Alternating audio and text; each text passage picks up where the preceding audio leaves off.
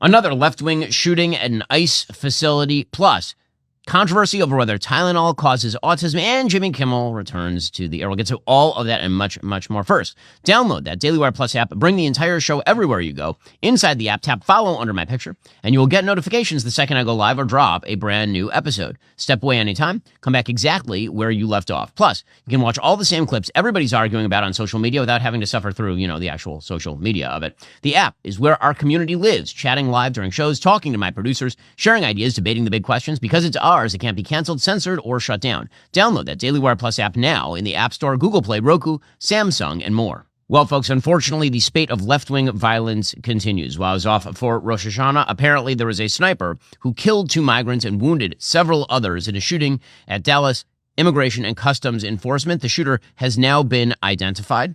The bloodbath unfolded at the facility in the Texas city shortly after 7 a.m. Central Time on Wednesday morning, according to the UK Daily Mail. That is when the gunman targeted migrants on an unmarked transport van before killing himself.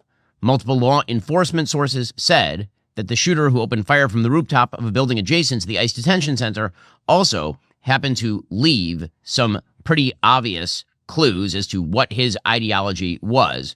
Apparently, the victims were ICE detainees. No law enforcement was injured in the shooting. Officials said at a press conference on Wednesday morning, bullets found by the shooter's body were engraved with anti-ICE messages, including a bullet that literally just said on it, anti-ICE. So obviously, this has now become a meme among assassins, would-be assassins, killers, has been to brand the ammunition that they are using to put writing on the gun. We have now seen this at multiple shootings, multiple terror attacks.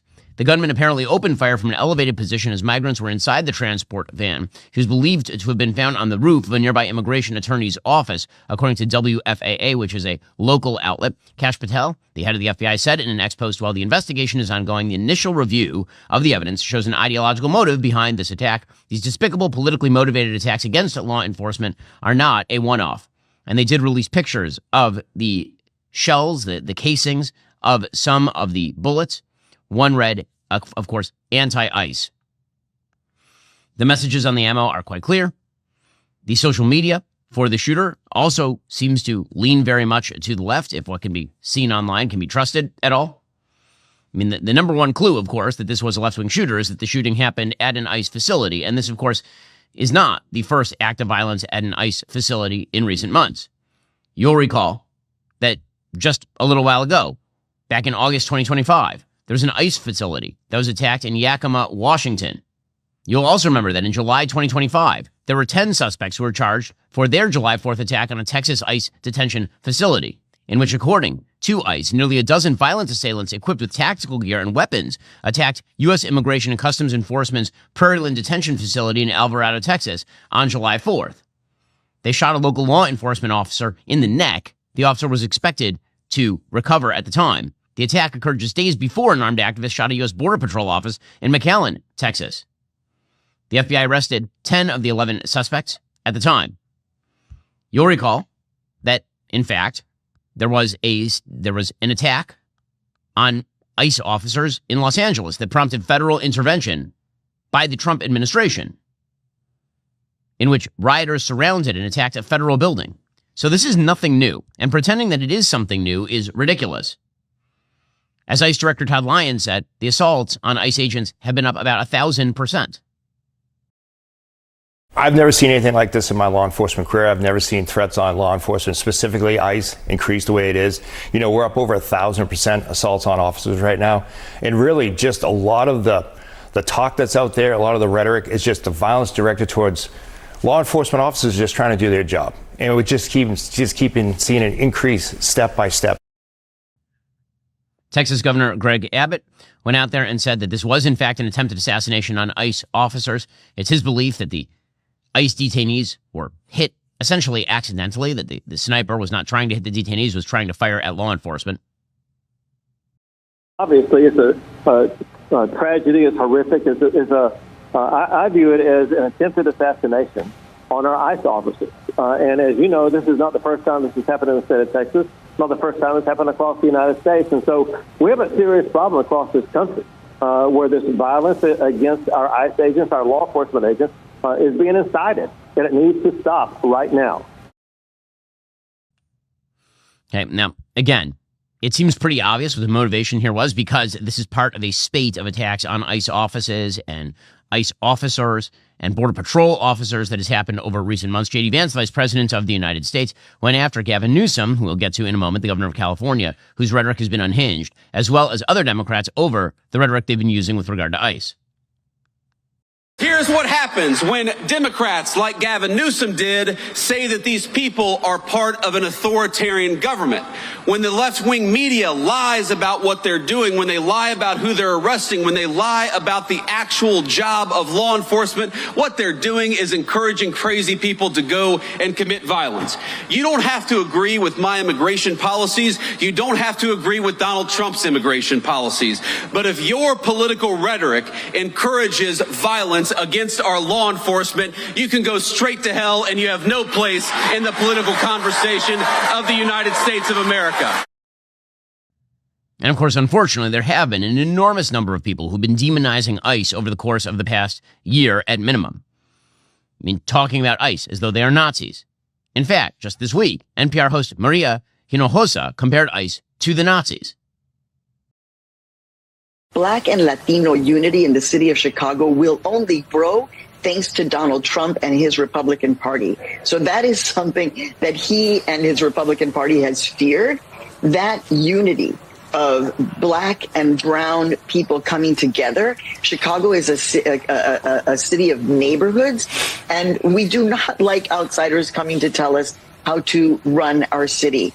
So this is going to have, right now, the trauma, I posted actually right after that first day on the ground in Chicago, I posted about the fact that there are little Anne Franks, right?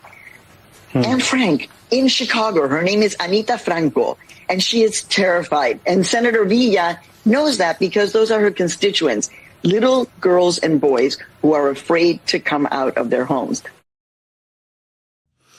Well, you know, again, this sort of rhetoric is very likely to lead to violence, because when you say that Anne Frank is hiding from the Nazis who are coming for them, well, you know, that is likely to lead to some pretty bad stuff. Just last week, Representative Jasmine Crockett, you'll recall I played it on the show, compared ICE to slave patrols. When you keep saying that ICE are Nazis, that ICE are slave patrols, people might get the idea that maybe you should do violence to members of ICE. I mean, this is not like a giant jump. It's not a huge leap. Here she was on The Breakfast Club. It's hard to say that, you know, this is a dictatorship, even though we're looking at him sending troops to go in and attack Americans. Like, even though we're seeing that they are unleashing this rogue policing force that, you know, if they taught Black history, they would know about slave patrols. Because when I look at what they are doing with ICE, it looks like slave patrols. And then you've got a Supreme Court that's like, yeah, you can pick them up because of how they look or how they sound. That's crazy. That sounds like a slave patrol. Like, that is what policing was born of. Okay, policing, first of all, was not born of slave patrols. But policing has been a thing in Western civilized countries for legitimately centuries. Constables in Britain were not constables because they were on slave patrol. But this sort of rhetoric does have an impact. Again, I'm not saying Jasmine Crockett is responsible for somebody shooting an ICE agent, any more than I'm saying that Barack Obama's anti-police rhetoric led to the shooting of Dallas police officers. But if you keep ratcheting up the temperature, if you keep treating people in law enforcement as though they are enemies of the people, as though they are doing the bidding of dark Nazi gods or something, if you do that, people are eventually at the fringes going to do acts of violence. Joining me on the line is Jenny Taylor. She is the Daily Wire's immigration reporter. She has new details on what we know about the ICE shooter. Jenny, thanks so much for taking the time. Really appreciate it. Thank you for having me. So why don't you give us the background, what we know about the shooter in this case? Obviously, a lot of rumors online. What do we know? Right. So we know that the shooter's name is Joshua John. He's a 29-year-old. He's from Texas. So he's a native to Texas where the shooting occurred. Not much is known other than what he left at the scene of the shooting, which I think revealed a lot. And what FBI Director Kash Patel said revealed a really huge ideological motive here, which were these shell casings that said the words anti-ICE on them that were engraved in those shell casings.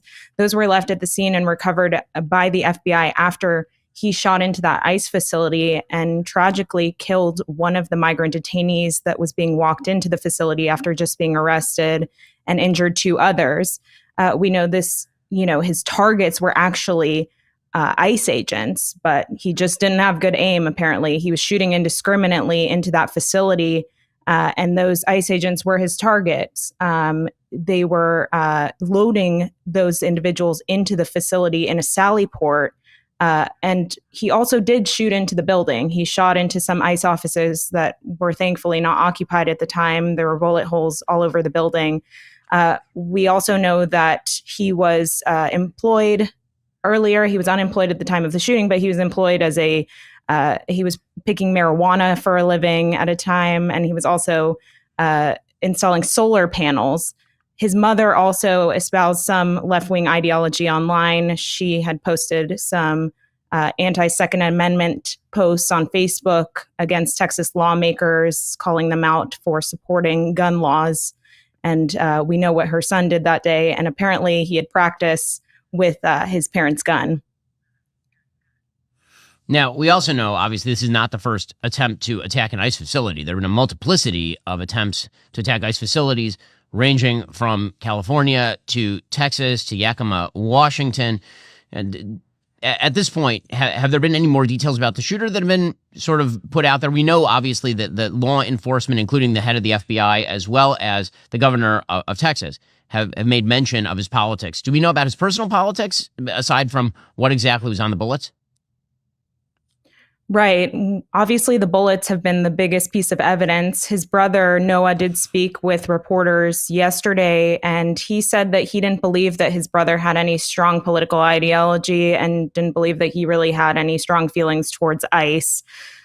So that's really all we know at this point. But like you mentioned, there has just been a string of attacks by left-wing agitators against ICE, and not only against ICE right now, but against conservative voices. 2 weeks ago, we had the tragic political assassination of Charlie Kirk. Now here we are, another ICE facility attack. This is amid an uptick, 1,000% uptick in assaults on ICE agents. There have been similar attacks at ICE facilities in Texas very recently. Over the summer on July 4th, you had left-wing agitators who lured ICE agents out of a facility in Alvarado, Texas, using fireworks. They came out of the facility, and that's when these attackers started shooting at them, spraying bullets in their direction, actually shot a local police officer in the neck. Some of those individuals actually got away for days before law enforcement was able to find them.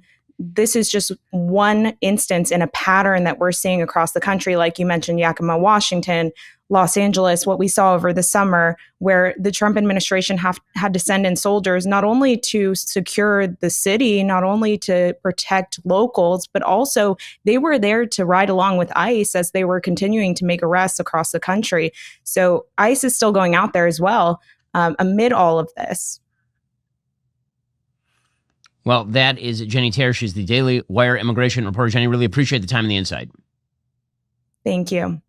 Already coming up, Jimmy Kimmel comes back to the air. James Comey going to be prosecuted. President Trump on Tylenol. So much going on. It's a fire hose. First, it's often said that freedom isn't free. And it's true, of course, that freedom has to be defended. But online freedom actually requires defense as well, not by military force, of course, but by a certain technological force, encryption. Strong encryption can protect your right to privacy online and defend you from hackers. So how do you get that encryption? With ExpressVPN. Internet providers track and sell your data. Hackers prey on public Wi-Fi. Governments monitor your every move online. But with ExpressVPN, their powerful encryption reroutes 100% of your online activity through secure servers, making your data invisible to prying eyes. Obviously, I'm traveling a lot lately, and that means that I'm on public Wi-Fi. Well, when I'm on public Wi-Fi, that means that my data is susceptible to people who want it. I don't want them to have it, so I use ExpressVPN. If you want to join me in defending your online freedom, get ExpressVPN. You can use my special link to get 4 extra months of ExpressVPN at expressvpn.com/Ben. That's expressvpn.com/Ben. Again, it's the best technology on the market for this stuff. They invited the world's top auditors, PwC and KPMG, to verify their revolutionary trusted server technology. It's the only system that physically cannot store your data because it runs entirely on volatile memory. While other companies profit from invading your privacy, ExpressVPN goes the extra mile to protect it. Protect your online privacy the same way that I do. Go check them out right now. Get 4 extra months for free at expressvpn.com/Ben. expressvpn.com/Ben. Again, that's expressvpn.com/Ben. Also, when was the last time you bragged about your wireless company? Like, did you know that my wireless company gave away 1,000 American flags to deserving vets and forgave $10 million in veteran debt? Did you know my wireless company raised almost $500,000 to prevent veteran suicide? When your wireless company is Pure Talk, there's a whole lot to brag about. You can even brag about the coverage you get with Pure Talk, a 5G network that is insanely fast, dependable, and secure. And you can brag about how much money you save with Pure Talk. Unlimited talk, text, 15 gigs of high-speed data. It's just $35 a month with mobile hotspot. Pure Talk's great. Now, obviously, I'm traveling a lot, as I just mentioned a moment ago, and that means that I need the best coverage. Pure Talk has a great tower network, and that means my coverage is excellent, and I'm paying less money, and the company is doing good things with some of that money, which is great. It's time to switch to my wireless company, Pure Talk. But if you need another reason, something you can really brag about, Pure Talk is the only wireless company that gives you a 1-year free membership to Daily Wire Plus when you head on over to puretalk.com/Shapiro. Again, choose a qualifying plan at puretalk.com/Shapiro. Relish your free 1-year membership to Daily Wire Plus. Pure Talk, it's wireless, worth bragging about. Go check them out right now at puretalk.com/Shapiro. And again, get that free 1-year membership to Daily Wire Plus when you sign up. Literally the night before this shooting happened, Gavin Newsom was on Stephen Colbert's terrible show, which is still on the air. It's like a zombie. It's walking beyond its own brain death, the Stephen Colbert show. And Gavin Newsom proceeded to suggest that people need to push back on ICE agents. I mean, if you keep saying this sort of stuff, someone is going to take that literally. Again, if you keep saying these sorts of things over and over and over, it should not be a gigantic shock when people go do acts of violence. And the left has increasingly been doing acts of violence because the rhetoric is so unhinged. One of the big problems in the country right now, perhaps the biggest problem in the country, is that by the polling data, Americans believe that their neighbors are their enemies, and the biggest problem facing America is internal. And a lot of that is self-reinforcing. A lot of that is self-perpetuating. If your neighbor says you are their enemy, and then you say, well, if he thinks I'm his enemy, then he's my enemy, what you end up with is a cycle of partisan polarization that is unbridgeable. And once it becomes unbridgeable, you are in fact effectuating higher levels of hatred and violence. And that is a real thing in the United States. And it's not equally positioned. It is not equally positioned. For my entire lifetime, the political left in this country has basically treated the right as though the right is some form of Nazi offshoot. And if you look at the polling data, actually, what you will see is that things didn't shift for Republicans starting to react to that until around 2013, 2014. So for a solid decade and a half, from the time George W. Bush became president in the year 2000, there was a move by the left to demonize Republicans as somehow politically other, as though there was something wrong with them. This is what the polling data shows. The Democrats actually didn't just think that their neighbors were wrong, they thought they were morally bad.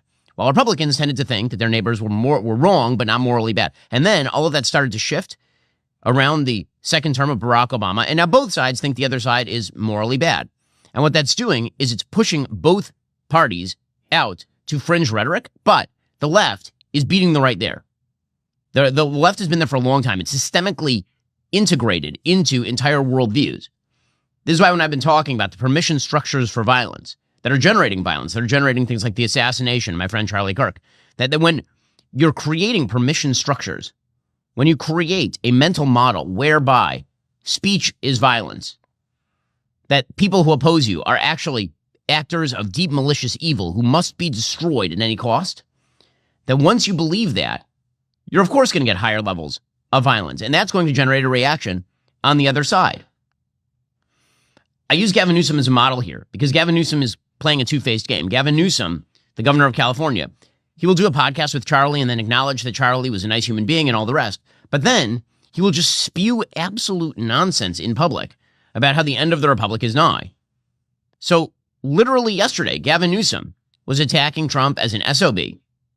Here he was, again, on Colbert. Now, that's kind of normal political rhetoric, I suppose. But the stuff that is not normal is when Gavin Newsom says that if Donald Trump has his way, we'll have Putin-style fake elections. Okay, when you start talking about, I don't believe that if Kamala Harris had been elected, that would have been the last election in American history. I didn't believe when Barack Obama was elected in 2012. We were looking at the last election in American history.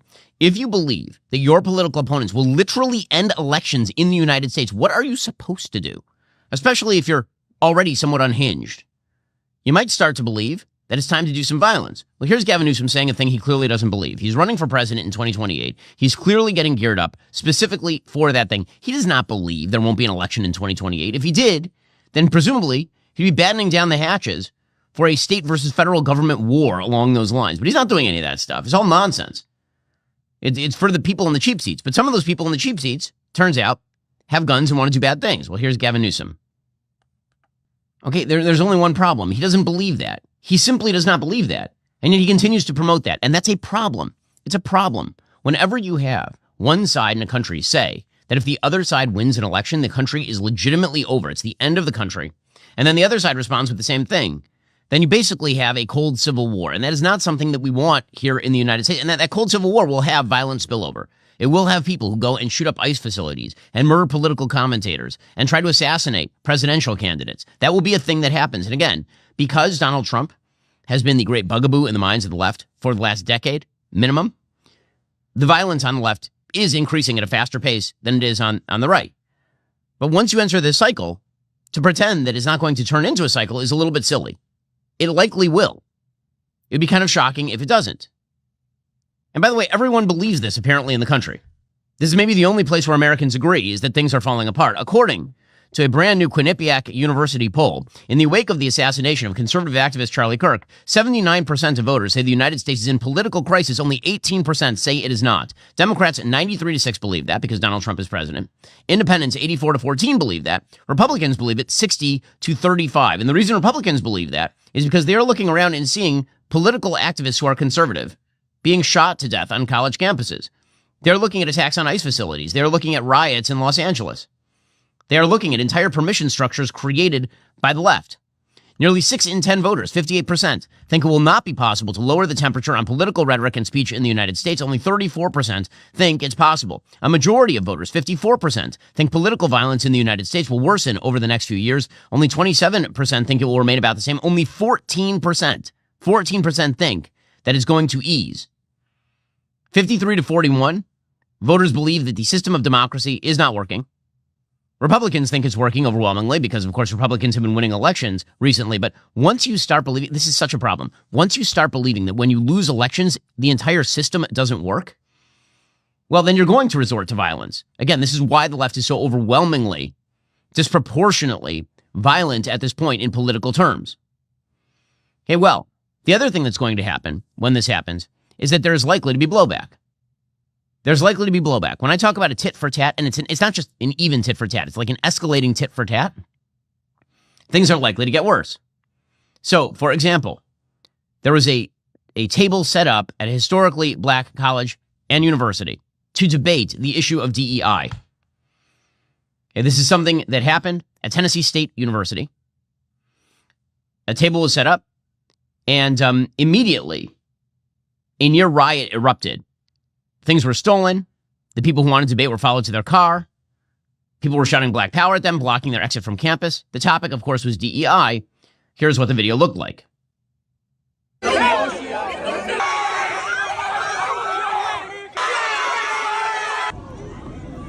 You see people being harassed. Yeah, they threw a drink up top. Oh my gosh, they threw a drink up top. Yeah. Oh, whoa. Did somebody just throw something in our car? Arrest. They just tried to hit the car. They're still hitting the car. Whoa! That was loud. Now again, this isn't like extraordinary levels of violence, but it certainly is troublesome, and you could see it spinning out of control the next time, which it likely will. You know, this sort of stuff is not just a problem, it is a deep problem for the United States. Alrighty, coming up, Jimmy Kimmel is back and kind of worse than ever. Plus, is President Trump right or wrong about Tylenol and autism? We'll go through the evidence first. Policy Genius makes finding life insurance simple, helping you secure real coverage so your loved ones have financial safety nets they need when it matters most. See, here's the thing. We're all going to plot at some point. When that happens, you want to make sure that your family is taken care of.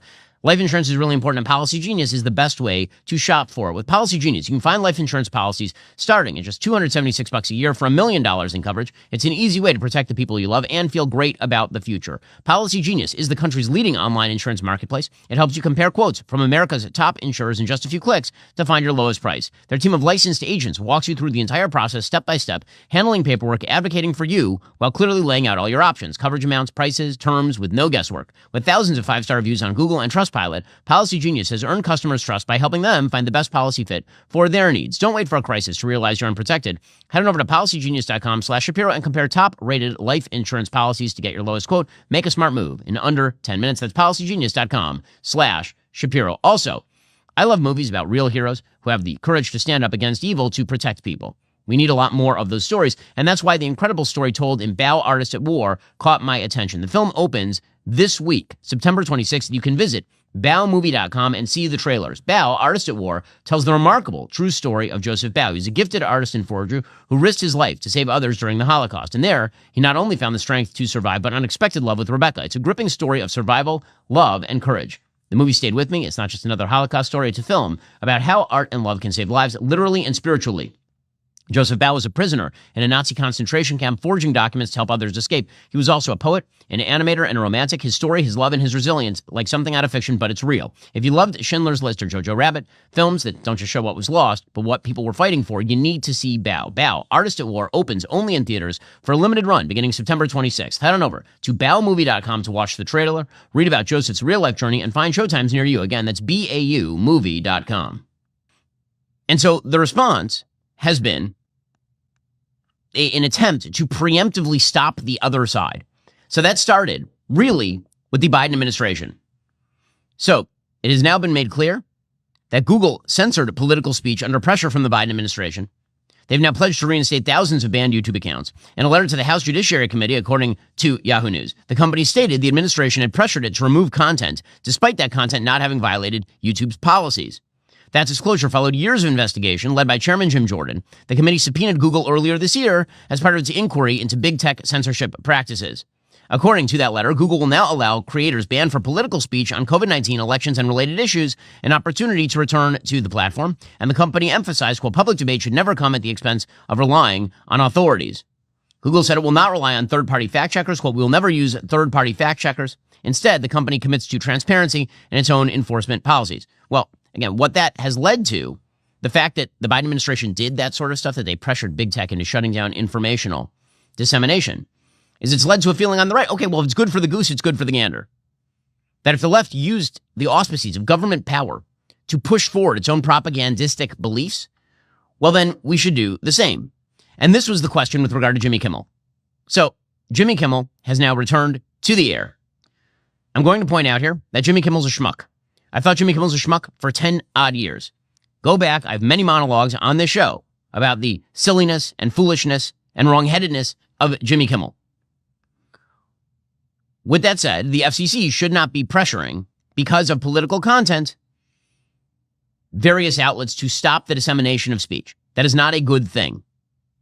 So Jimmy Kimmel was suspended after a couple of major affiliate networks, Nexstar and Sinclair, decided they didn't want to air his show anymore. And it was totally unclear at the time whether they were doing that because they were offended that Jimmy Kimmel had attacked MAGA and suggested that MAGA was responsible for Charlie Kirk, or whether because they were pressured by the FCC. I said, listen, if it was about the ratings, if it was about them being upset and the viewers, totally good. Get rid of Jimmy Kimmel, no problem. If it was because of the FCC, that is a different sort of thing. Well, Jimmy Kimmel returned last night. This is after caterwauling and screams of outrage from the left, who treated the temporary suspension of Jimmy Kimmel for like 6 days, as significantly worse for the country than the actual assassination of Charlie Kirk. Jimmy Kimmel began by issuing a quasi-apology, kind of, sort of. Here's what he said. I don't think what I have to say is going to make much of a difference. If you like me, you like me. If you don't, you don't. I have no illusions about changing anyone's mind. But I do want to make something clear because it's important to me as a human, and that is, you understand that it was never my intention to make light of the murder of a young man. I don't think there's anything funny about it. I posted a message on Instagram on the day he was killed, sending love to his family and asking for compassion, and I meant it, and I still do. Nor was it my intention to blame any specific group for the actions of what it was obviously a deeply disturbed individual. That was really the opposite of the point I was trying to make, but I understand that to some that felt either ill-timed or unclear, or maybe both. And for those who think I did point a finger, I get why you're upset. If the situation was reversed, there's a good chance I'd have felt the same way. Okay, so it's sort of a quasi-apology. So you get half credit for the quasi-apology. I mean, the reason people thought that he was blaming MAGA is because he fairly clearly blamed MAGA in the actual segment. He said MAGA was trying to blame anyone but themselves, anyone but MAGA, for the shooting of Charlie Kirk. So, I mean, it was pretty clear what he was doing there, but okay. And then he proceeded to praise Erica Kirk. Here was Jimmy Kimmel last night. A moment over the weekend, a very beautiful moment. I don't know if you saw this. On Sunday, Erica Kirk forgave the man who shot her husband. She forgave him. That is an example we should follow. If you believe in the teachings of Jesus, as I do, there it was. That's it. A selfless act of grace, forgiveness from a grieving widow. It touched me deeply. And I hope it touches many. And if there's anything we should take from this tragedy to carry forward, I hope it can be that. Okay, well, again, credit for giving credit to Erica Kirk, who, again, gave one of the great speeches I've ever seen, given the circumstances surrounding it. Kimmel then went on to thank pretty much everybody on the right who wasn't a fan of the FCC going after a political speech. Here's what he had to say. Maybe most of all, I want to thank the people who don't support my show and what I believe, but support my right to share those beliefs anyway. People who I never would have imagined, like Ben Shapiro, Clay Travis, Candace Owens, Mitch McConnell, Rand Paul, even my old pal Ted Cruz. Okay, so, I mean, not you're welcome, really? I mean, like, again, I'm still unclear as to whether he was suspended in the first place because of the FCC or because it turns out that affiliates were justly outraged. I'm not a fan of the FCC intervening. I am a fan of affiliates getting mad when they don't like exactly what they are seeing, and then there being some results. The big problem here, of course, has been the perception, and this is a problem. If you're worried about the partisan breakdown of the United States or the feeling democracy isn't working, if you start believing, as the right has believed for a long time, if you believe that all the auspices of government are arrayed against you for political reasons and that the law is being skewed in order to achieve political results, you are not going to trust the system. This is why I was upset with the FCC. This is why I didn't think that Brendan Carr's commentary was useful here. Because if the affiliates just made the call, everybody's celebrating Jimmy Kimmel going away today. And he's probably still off the air. But instead, Jimmy Kimmel is back specifically because of the muddying of the waters with regard to the system. President Trump put out a statement, quote, "I can't believe ABC fake news gave Jimmy Kimmel his job back. The White House was told by ABC that his show was canceled. Something happened between then and now because his audience is gone and his talent was never there. Why would they want someone back who does so poorly, who's not funny, who puts the network in jeopardy by playing 99% positive Democrat garbage? He's yet another arm of the DNC, and to the best of my knowledge, that would be a major illegal campaign contribution. I think we're going to test ABC out on this. Let's see how they do. Last time I went after them, they gave me $16 million. This one sounds even more lucrative. A true bunch of losers. Let Jimmy Kimmel rot in his bad ratings." Now, again, I agree with the sentiment that he thinks Jimmy Kimmel stinks. I've been saying Jimmy Kimmel stinks longer than Donald Trump thinks that Jimmy Kimmel stinks. Like, literally, the entire time Jimmy Kimmel's been on the air. But when you grant the patina of legitimacy to the argument that there is a government shutdown of speech going on, that is a mistake. You see the Vice President, J.D. Vance, actually trying to back away from that. He says that Trump's FCC commissioner quasi-threatening Jimmy Kimmel, that was actually a joke. What people will say is, well, didn't the FCC commissioner put a tweet out that said something bad? Well, compare that, the FCC commissioner making a joke on social media. What is the government action that the Trump administration has engaged in to kick Jimmy Kimmel or anybody else off the air? Zero. What government pressure have we brought to bear to tell people that they're not allowed to speak their mind? Zero. We believe in free speech in the Trump administration. We are fighting every single day to protect it. Okay, so If it was a joke, it was not a particularly good one, since the FCC commissioner then went on a bunch of other shows and said that he was interested in using the public interest provision of FCC law to go after things like The View. Okay, I understand. I understand the impulse. I do. I get it. The Democrats did a lot of this stuff when they were in office, and the idea is also not just the Democrats did this stuff, and so we will do a mutually assured destruction thing where they do X and we also do X, so everyone will stop doing X. Something else is happening here. What is happening here, and Democrats have been doing it for a while, and now Republicans are picking it up as well, is Democrats do a bad thing. Republicans then say, if they had the power, they would do an even worse thing. And so we are going to now break the next thing, because if we don't, they're going to get in power and they're going to do the same thing to us. Once you have that level of mutual distrust in our politics, it is impossible for that spiral to stop. Because otherwise, if you forego the tools of power, you're just a fool. And the problem is Democrats keep doubling down on the rhetoric. They keep making it clear that if they do get the power, they are going to do the worst thing. They are going to do that. And none of this is a recipe for decency. None of this is a recipe for a healthy body politic. All of it is a major, major problem. Here's another example. So, apparently, according to MSNBC, former FBI Director James Comey will be indicted soon in a Virginia federal court. Apparently, he's going to be indicted based on testimony that he gave in September of 2020. According to an MSNBC reporter named Ken Delanian, he said the full extent of the charges being prepared against Comey is unclear, but sources believe at least one element of the indictment, if it goes forward, will accuse him of lying to Congress during his testimony on September 30th, 2020, about whether he authorized the leak of information. Okay, so what that goes back to is a story in which James Comey basically gave a bunch of his special super duper secret notes about Donald Trump to a friend, and that friend somehow gave them to the New York Times, and then he claimed that he had no idea they were going to be leaked to the New York Times, which is totally, totally implausible at the very, very best. According to the New York Post, the 5-year statute of limitations on bringing perjury charges would be next Tuesday, but prosecutors are expected to seek the grand jury indictment before then, according to people who are familiar. Now, again, I don't have a problem with any of that. If James Comey committed perjury, then they should prosecute him. Obviously. And clearly. The big problem is that President Trump literally last week put out something on Truth Social saying that he wants Comey, Adam Schiff, and Letitia James all prosecuted. That if Pam Bondi didn't do that, she was somehow betraying the trust of the people. If the president is just naming political enemies and saying he wants them prosecuted, of course that's going to undercut the public perception of the legitimacy of the investigation, even if the investigation is totally legit.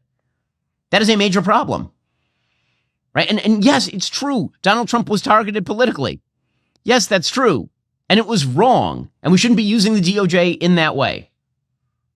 And the levels of mistrust in our politics are so unbelievably high right now that it's justifying activity that is only going to lead to the next deeper layer of mistrust on a systemic level. And that remains a gigantic problem in our politics. Alrighty, in just a moment, we'll get to President Trump talking Tylenol and autism. Plus, he went to the UN and blew things up over there. First, small business owners, whether running spare room operations, managing family shops, or building scrappy startups, are always pushing themselves to do more with less. When tedious tasks like packaging and shipping start consuming hours of your day, it's time to streamline your operations. Stamps.com can transform any computer or mobile device into an efficient shipping center, freeing up valuable time to focus on what really matters, growing your business. Plus, you can save up to 89% off USPS and UPS rates. Just visit Stamps.com/Shapiro. When businesses have a little extra time and money, it opens the door to real growth. That's where Stamps.com makes a gigantic difference. By allowing companies to print postage, track shipments, and manage all mailing from a computer or phone, it streamlines the entire process. With efficiency comes impact. Shipping information is kept in one easy-to-use platform. Incredible USPS and UPS rates cut costs, and simplified bookkeeping makes forecasting a lot smoother. The result? More time to focus on the big picture, while knowing that your shipping is running seamlessly and that support is available around the clock. Spend less time on busy work and more time on your business with Stamps.com. Go to Stamps.com/Shapiro for a 1-month free trial plus free postage and digital scale. That's Stamps.com/Shapiro. Also, every tape you own right now, the stuff that's in your basement or your attic, it is dying. That's not dramatic. It's just science. VHS tapes last only 10 to 20 years. That box in your attic, mold, heat, moisture. It's all eating away your family history, the weddings, the first steps, the birthdays, all of it. Legacy Box lets you stop the decay today. You send them your tapes, film reels, and photos. They digitize it all by hand in the U.S., and then they send back digital files you can keep forever. It's really, really simple. We've used Legacy Box at our house. We used it for my parents. My parents were able to send in like old film reels, and suddenly I was seeing my grandparents again for the first time in ages, like when they were young. When you see those moments again, your parents, your childhood birthdays, it's like you've reclaimed a part of your past. It's about more than nostalgia. It's about protecting something irreplaceable before it's gone forever. Legacy Box has helped over 1 million families do precisely that. Right now, you can join them at 50% off. Go to legacybox.com/Shapiro to save. That's legacybox.com/Shapiro. Again, legacybox.com/Shapiro. Don't lose your legacy. Save it today with Legacy Box. Alrighty, meanwhile, the Trump administration has now made an announcement with regard to autism. So, RFK Jr. made it as Secretary of Health and Human Services one of his big priorities to try to discover the cause of autism. Apparently, there's something like 800 different genetic markers for autism. So it's a very complex disorder at the very least. Well, President Trump made an announcement suggesting that the use of Tylenol during pregnancy could be associated with a very increased risk of autism. So here's what President Trump had to say. This is on Tuesday afternoon.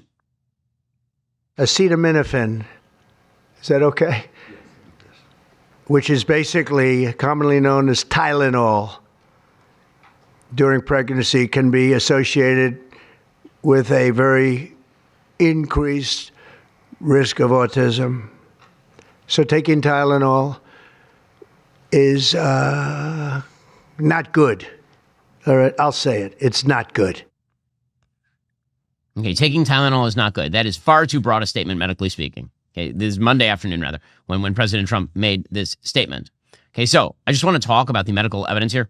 So the medical evidence here suggests that there is a correlation between long-term taking of Tylenol, possibly, I say possibly, and possibly some risk in the increase of autism, although it may be small. The problem here is that it's very hard to dissociate the use of acetaminophen, Tylenol, from fever. Right? You take acetaminophen for a fever. So if you have fever during pregnancy, that could do damage to the fetus. Everyone understands that. There are a wide variety of damages that emerge from high fever during pregnancy. The problem is there is literally no treatment for women with high fever that is pregnancy safe other than Tylenol if recommended by a doctor. This is why women who are pregnant don't use Advil, for example, to bring down their fever. It's a risk to the fetus. So the problem becomes, if you tell everybody you're not allowed to use Tylenol when you have a fever, you end up actually spiking a fever, and that fever does damage to the baby. So the question becomes, and this is why you ought to ask your doctor, when is a low-grade fever not dangerous to the baby? When is a high-grade fever so dangerous you should take Tylenol? And also, what is the term where using acetaminophen becomes actually dangerous? Because what you'll notice that even the FDA guidance suggests chronic and prolonged use of Tylenol is a problem. Chronic and prolonged use, okay? What does that mean? That might mean a week. It might mean 2 weeks, 3 weeks. So taking one dose of Tylenol isn't going to do it, but President Trump is out there saying that you shouldn't take Tylenol at all, which is, of course, beyond what even members of his own administration are saying. So Dr. Oz actually softened the warning. Here's what Dr. Oz had to say. If you have a high fever, as you point out, if you've got significant issues of that nature, you ought to be talking to a doctor anyway, because the cause of the high fever is worrisome. The doctor's almost certainly going to prescribe you something. Tylenol might be one of the things they give. That's not the problem. The problem is someone has a low-grade fever. It's not a big issue, but why not? I'll just pop an extra acetaminophen. Or if they stub their toe, they have a little pain, and so I'm going to take some acetaminophen for that, because why not? It's safe. And we want to warn you, we don't know that's true. It might be true, but we don't know that's true. And there's lots of literature that would cast doubt on the assumption that you should be taking acetaminophen willy-nilly. Okay, so I'm not sure who is taking acetaminophen willy-nilly. You really shouldn't be doing that. Obviously, people have been trafficking around a 2017 post in which Tylenol said it's not recommended for pregnant women. That's a little out of context in the sense that it's not like you shouldn't just take it willy-nilly over the counter. They said, we actually don't recommend using any of our products while pregnant. Thank you for taking the time to voice your concerns today. You're supposed to go to a doctor. A doctor is supposed to tell you whether to take Tylenol or not. So I actually asked our friends and sponsors over at Comet, which is a project of Perplexity, what do the best studies show regarding Tylenol and its correlation with autism? And here's what they say. The largest and high-quality studies, especially those using rigorous methods like comparing siblings, have not found convincing evidence that acetaminophen used during pregnancy causes autism in children. Large-scale studies from Sweden and Japan using sibling controls, which account for genetics and family environment, found no association between Tylenol exposure during pregnancy and autism risk. Meta-analyses and systematic reviews show that studies indicating an association generally report very small risk increases. Many have been criticized for failing to fully account for confounding factors like the underlying illnesses, like, for example, a fever that you're going to get without that in place, for example, without any use of Tylenol. Bottom line, says comment, there's currently no definitive evidence that taking Tylenol during pregnancy causes autism in children. Pregnant individuals should not avoid acetaminophen when needed for pain or fever, but should use it as recommended by healthcare providers. And of course, that is the Ask Your Doctor that you got from Dr. Oz. Here's Fox News' Dr. Mark Siegel pouring cold water all over this. Does acetaminophen during pregnancy cause autism?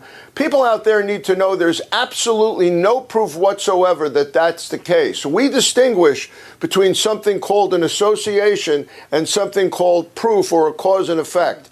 It's possible, due to some studies, that excess use of acetaminophen could lead to neurodevelopmental problems like autism because the fetus, if you think about it, doesn't have a fully developed liver, and that's where the Tylenol goes. It goes to the liver to be metabolized. Again, a reason why I'm saying take less of it. But we're far away from any proof here, and women who are pregnant need to get that fever down. That's why I think the reaction has been excessive on the side of caution here.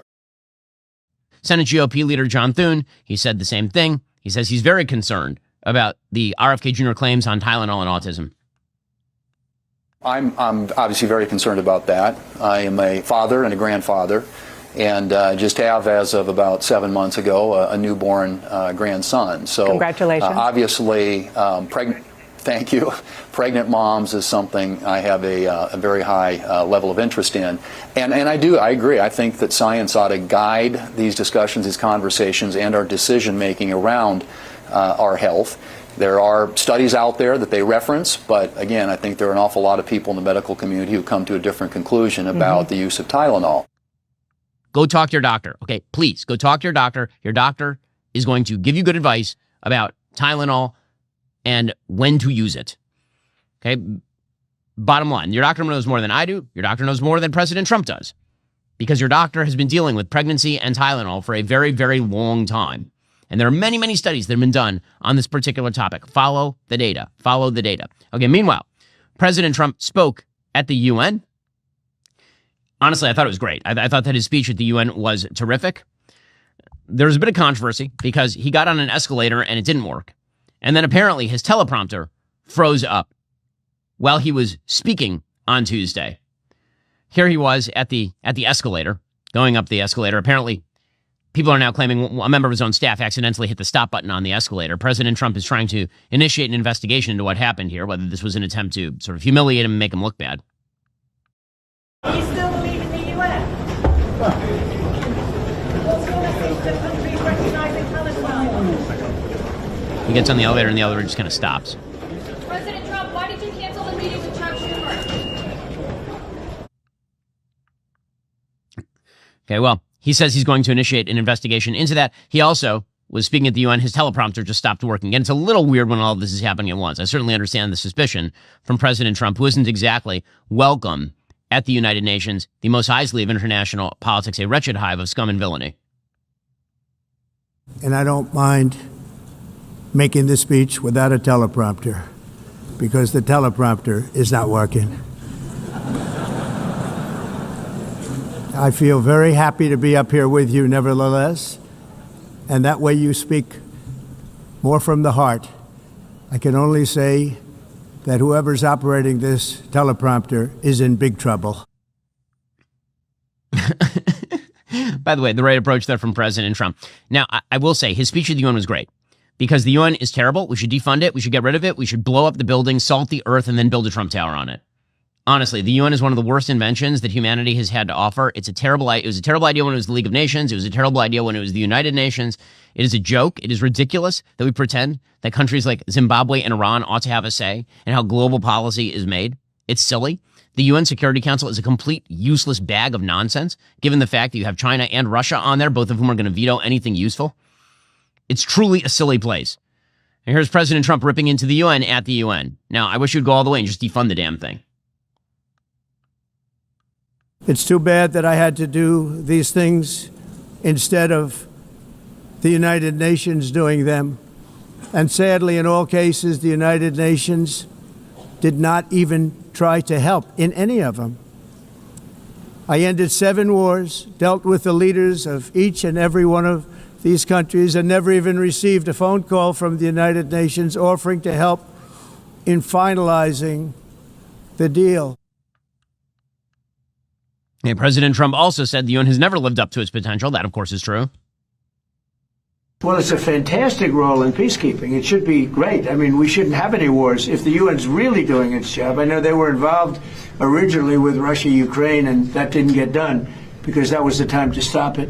But no, I always say about the UN, fantastic potential, but it's all about the people. You know, you can have a wonderful concept, but if you don't have the people, the UN has never lived up to its potential. But I'm the example of it. We do all these wars, and we weren't helped by the UN. We weren't hurt by them, but we weren't helped. They didn't do anything.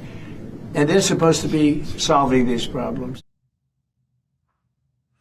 Okay. Meanwhile, he suggested quite properly that the UN has been funding an assault on Western countries and their borders. That, of course, is true as well. And the UN is deeply involved with the influx of third world refugees into European countries. Also, it's the UN Refugee Works Agency, the UNRWA, which is essentially a funding arm of Hamas.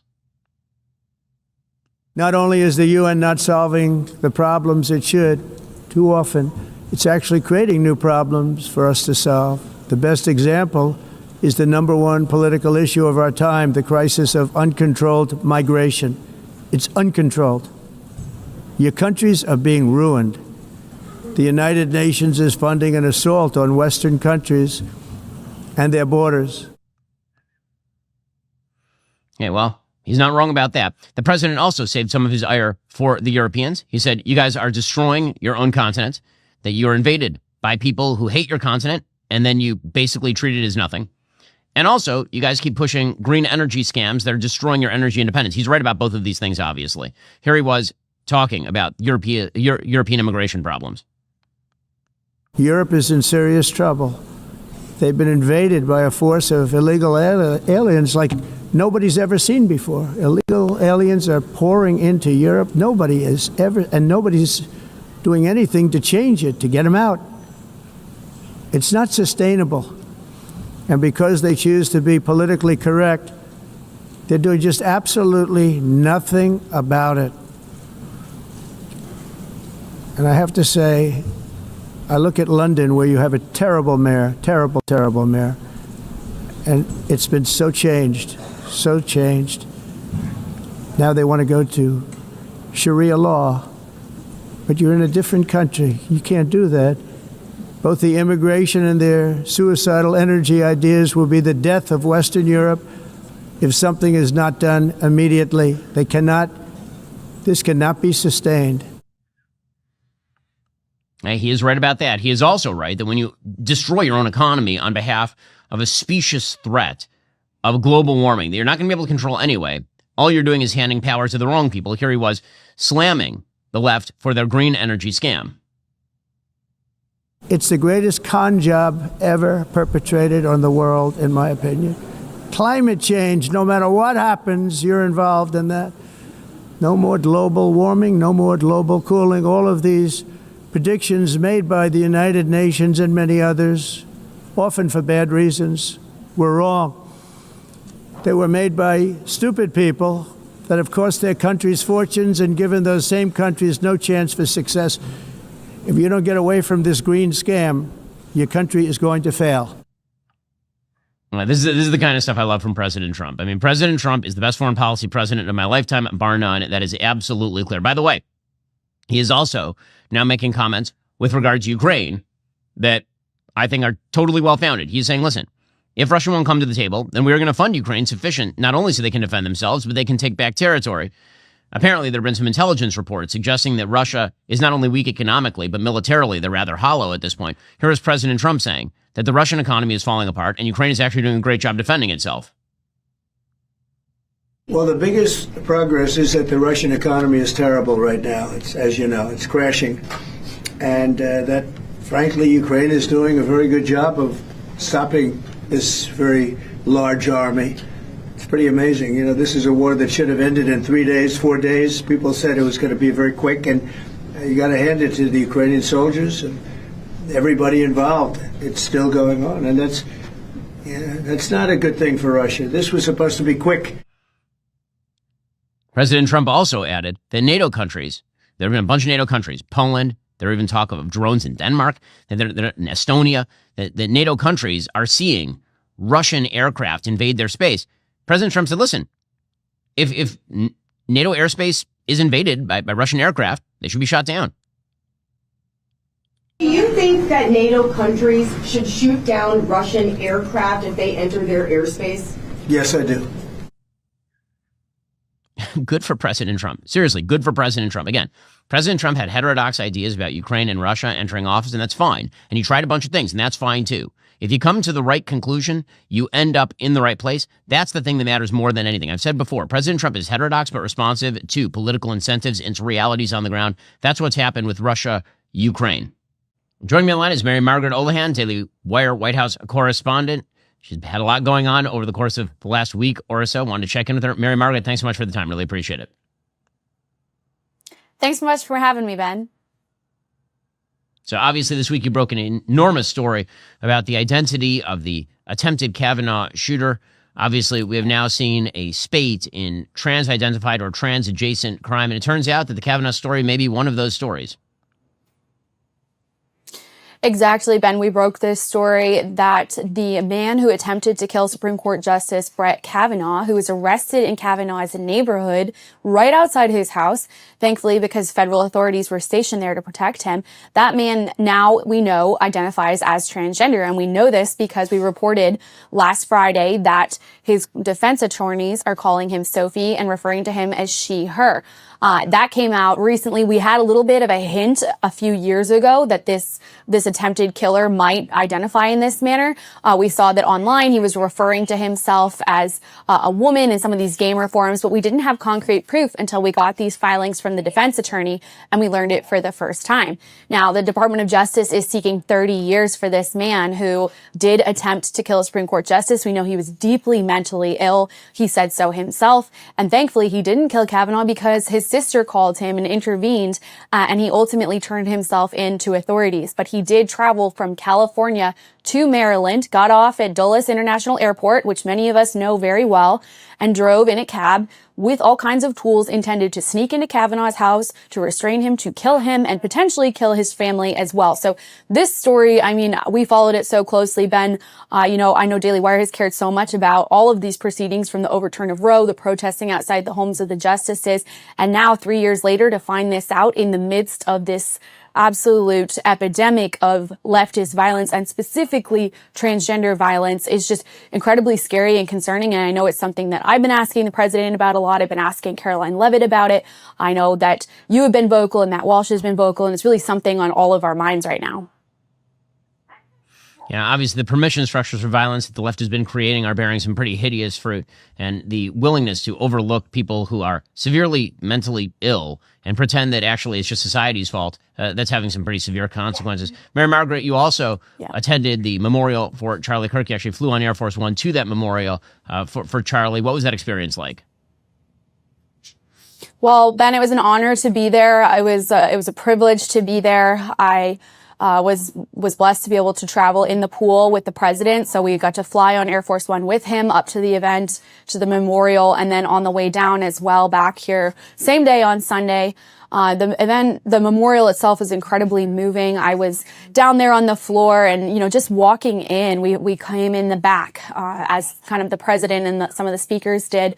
And we're able to avoid a lot of these long lines. And as we came in, the press and the photographers, we burst through this curtain and just everyone around us was singing and, remembering and honoring Charlie. And, I didn't know him incredibly well. I did interview him a few times, and the whole day was incredibly emotional for me to just see how all these people, even if they didn't know Charlie, they loved him so much and they want to honor his memory. And of course, the memorial had so many amazing speakers. We had the President of the United States, we had J.D. Vance, but I think, of course, the highlight and the most moving part to everyone, and I think you talked about this on your show earlier this week, was Erica and her act of forgiveness to her husband's killer. So it was, like I said, an honor to be there, and we were able to ask the president some questions about the memorial on the way back. He gaggled on Air Force One. And, I asked him about reuniting with Elon and whether Charlie had an impact on bringing them back together. And he talked about Elon and their relationship and some of the upcoming events that he thinks that they'll participate in together. I also asked him about our story about Kavanaugh on this attempted assassin. And he said that he does believe that transgender violence should be looked into, but he was cautious in saying that we can't say anything definitive on it yet, which I think is, smart on the part of the president. He doesn't want to jump the gun. He wants to make sure that he has all the facts before he jumps to any conclusions.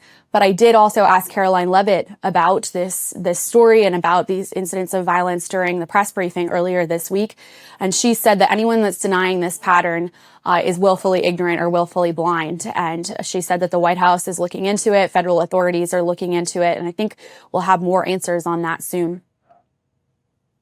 Well, Mary Margaret, in brighter news, you also had the opportunity to go to an airbase and actually visit the stealth B-2 bomber that were actually used in the Trump administration's destruction of the Iranian nuclear facilities, which is a very cool thing. Why don't you tell us a little bit about that?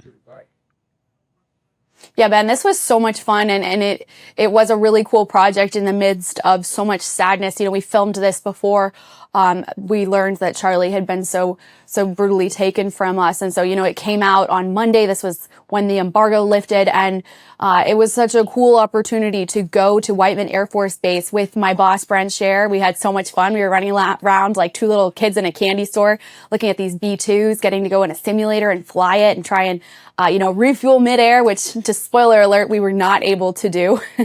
We also tried to land. We were not able to do that. But just to speak with some of these military commanders, Colonel Kenish, Colonel Whittala, to hear about how they really assisted with this mission, to hear about how the pilots flew back and their families were all waiting for them on the base after they had successfully completed Operation Midnight Hammer and struck the Iranian nuclear plants.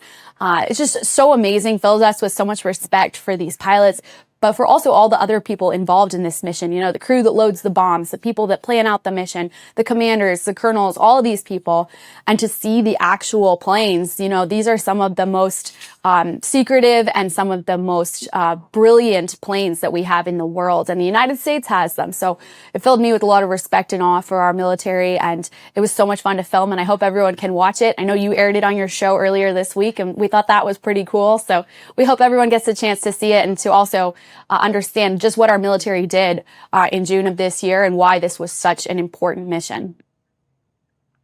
Well, that's Mary Margaret Olohan. She's our Daily Wire White House correspondent doing a fabulous job. Mary Margaret, really appreciate the time. Thank you, Ben. Alrighty, folks, the show continues for our members right now. We'll be jumping into the mailbag, taking some of your questions. Remember, in order to watch, you have to be a member. If you're not a member, become a member. Use code Shapiro at checkout for 2 months free on all annual plans. Click the link in the description and join us.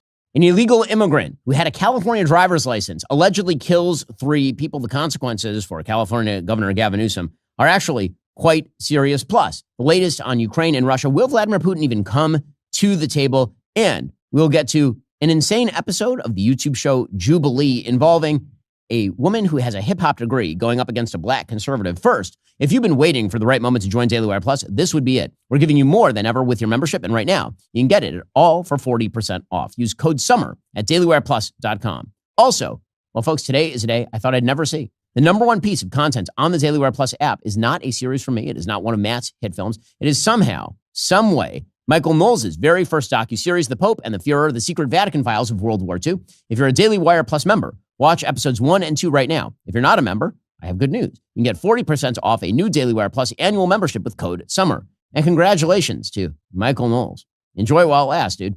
Well, since 2015, President Trump has become obviously very popular because of his stance on illegal immigration. He said the thing most people aren't willing to say, which is illegal immigrants should go home. They don't have a place in the country. And the left went nuts. They are still going nuts over the fact that the president of the United States has single-handedly shut the southern border. And this means that apparently he's bad and racist and all the rest. The thing is, most Americans don't actually believe that. Most Americans look at things like illegal immigrant crime and they say, President Trump is right. Case in point, according to the Department of Homeland Security today, Governor Gavin Newsom, the Democratic governor of California, and his continued support for sanctuary policies are to blame for an illegal immigrant trucker who was given a driver's license in California, killing 3 Americans after making an illegal U-turn this month. He was in Florida. He'd come in illegally in 2018. And then the state of California decided to give this person's name is Harjinder Singh, an illegal alien from India, a driver's license. And he was driving a semi in St. Lucie County, Florida, and he made an illegal U-turn that left 3 Americans dead. Here's some video of the crash footage. You can see him here turning. It's just a gigantic U-turn all the way across the road, braking barrier, and you can see a car slams into the side of his truck. 3 people die. Okay, so the governor of California is blamed. He immediately comes back and says it's the Trump administration. The problem, of course, is that he only had a commercial driver's license, despite being an illegal alien, thanks to a law passed in 2013 and then expanded by Gavin Newsom in 2022. According to Breitbart, California officials had issued driver's licenses to more than illegal aliens since 2015. DHS spokeswoman Tricia McLaughlin blamed Gavin Newsom for supporting the state's sanctuary policies that ultimately led to Singh getting that driver's license and allegedly killing 3 Americans in Florida. Governor Newsom then claimed that actually the Trump administration was responsible for Singh securing that commercial driver's license in California. McLaughlin of the DHS wrote back, Harjinder Singh is in the United States illegally, and his work authorization was rejected under the Trump administration on September 14th, 2020. It was later approved under the Biden administration, June 9th, 2021. The state of California issues commercial driver's license. There is no national commercial driver's license. It turns out that the illegal immigrant trucker responsible, allegedly, for all of this failed an English language proficiency test and also failed to accurately identify highway traffic signs, according to the Department of Transportation. The Federal Motor Carrier Safety Administration launched an investigation into that deadly crash, and during an interview with the driver, investigators administered an ELP assessment, that's English language proficiency. Singh apparently failed that assessment and only provided correct responses to 2 of 12 verbal questions and accurately identified 1 of 4 highway traffic signs. Transportation Secretary Sean Duffy said, quote, if states had followed the rules, this driver would never have been behind the wheel and 3 precious lives would still be with us. This crash was a preventable tragedy directly caused by reckless decisions and compounded by despicable failures.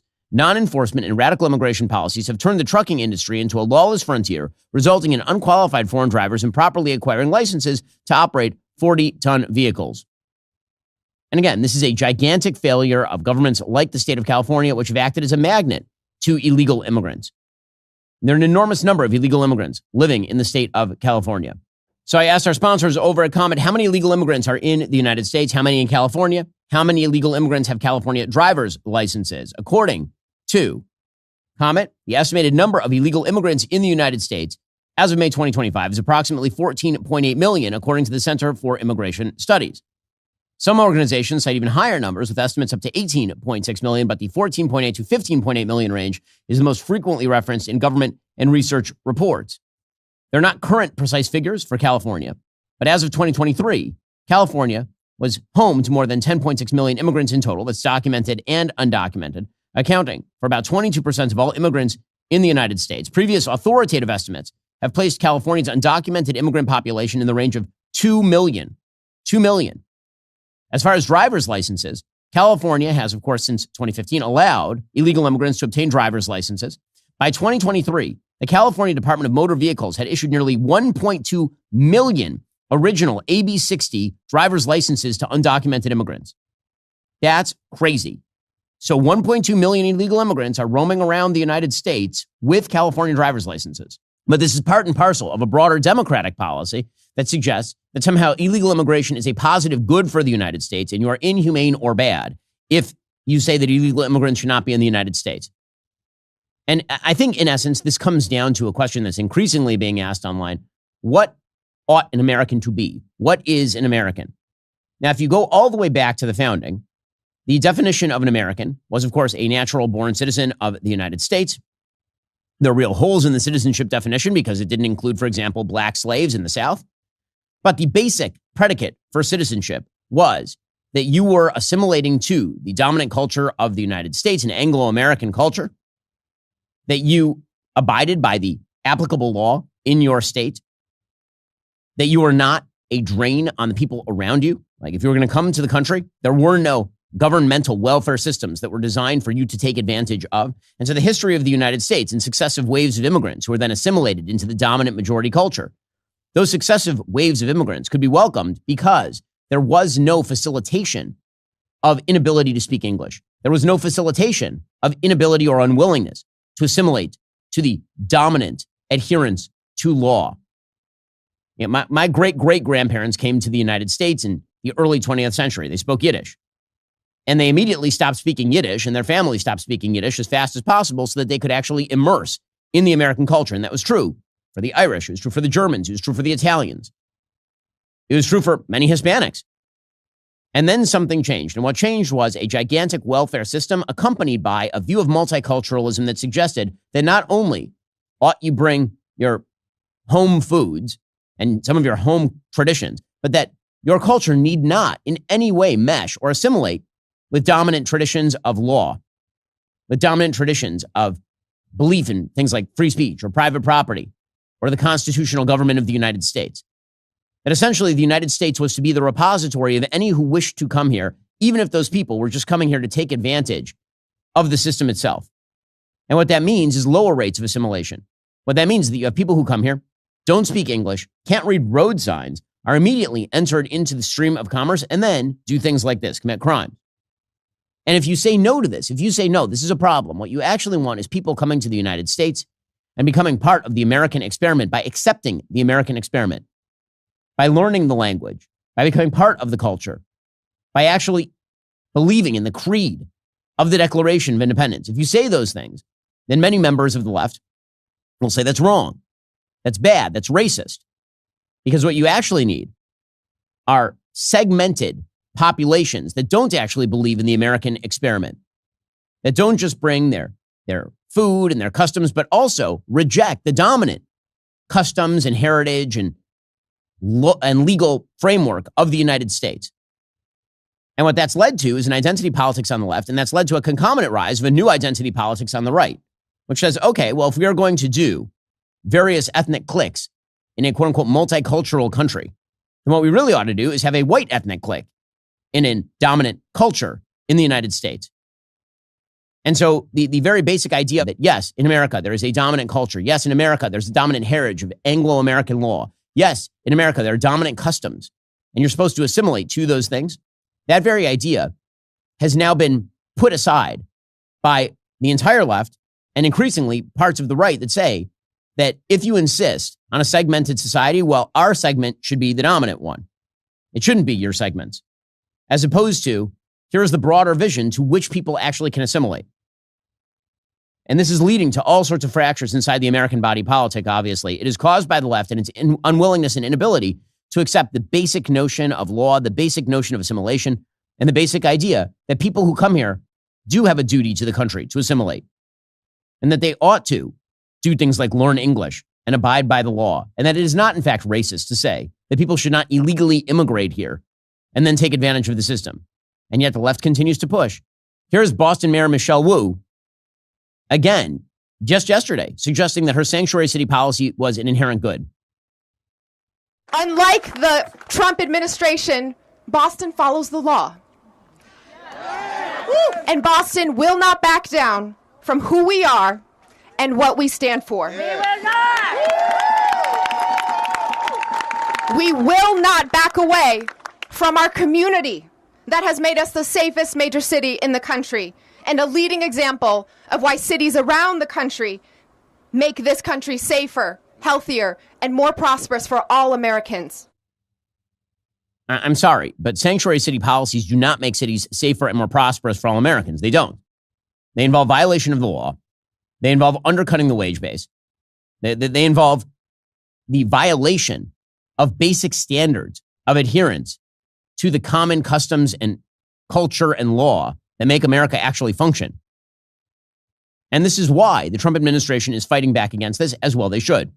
Already coming up, we'll get to President Trump ratcheting up pressure on Vladimir Putin over Ukraine, plus an amazing debate on Jubilee in which a Columbia-educated hip-hop master's degree holder just gets owned by a bunch of black conservatives. First, did you know your internet provider watches your every move online? They track all your clicks and the time spent online. They build a profile, and then they sell that to the highest bidder, which sounds illegal, and it should be, but it really isn't. Why? Well, because the government benefits as well. It creates a loophole around your Fourth Amendment rights. Normally, the government needs a warrant to collect your information without consent. Instead, they just buy it from the data brokers, and now it's completely legal. No warrant required. Well, data brokers erode our freedoms as Americans. Well, there's a solution I use, ExpressVPN. With ExpressVPN, all my online activity travels through secure encrypted servers. Nobody, not even my internet provider, can track my movements or infringe on my rights. I use ExpressVPN legitimately all the time. I'm on the road. I'm using public Wi-Fi. I don't want any hackers or anybody just watching what I'm doing. That's why ExpressVPN is there for me. And now ExpressVPN has launched Identity Defender for U.S. customers included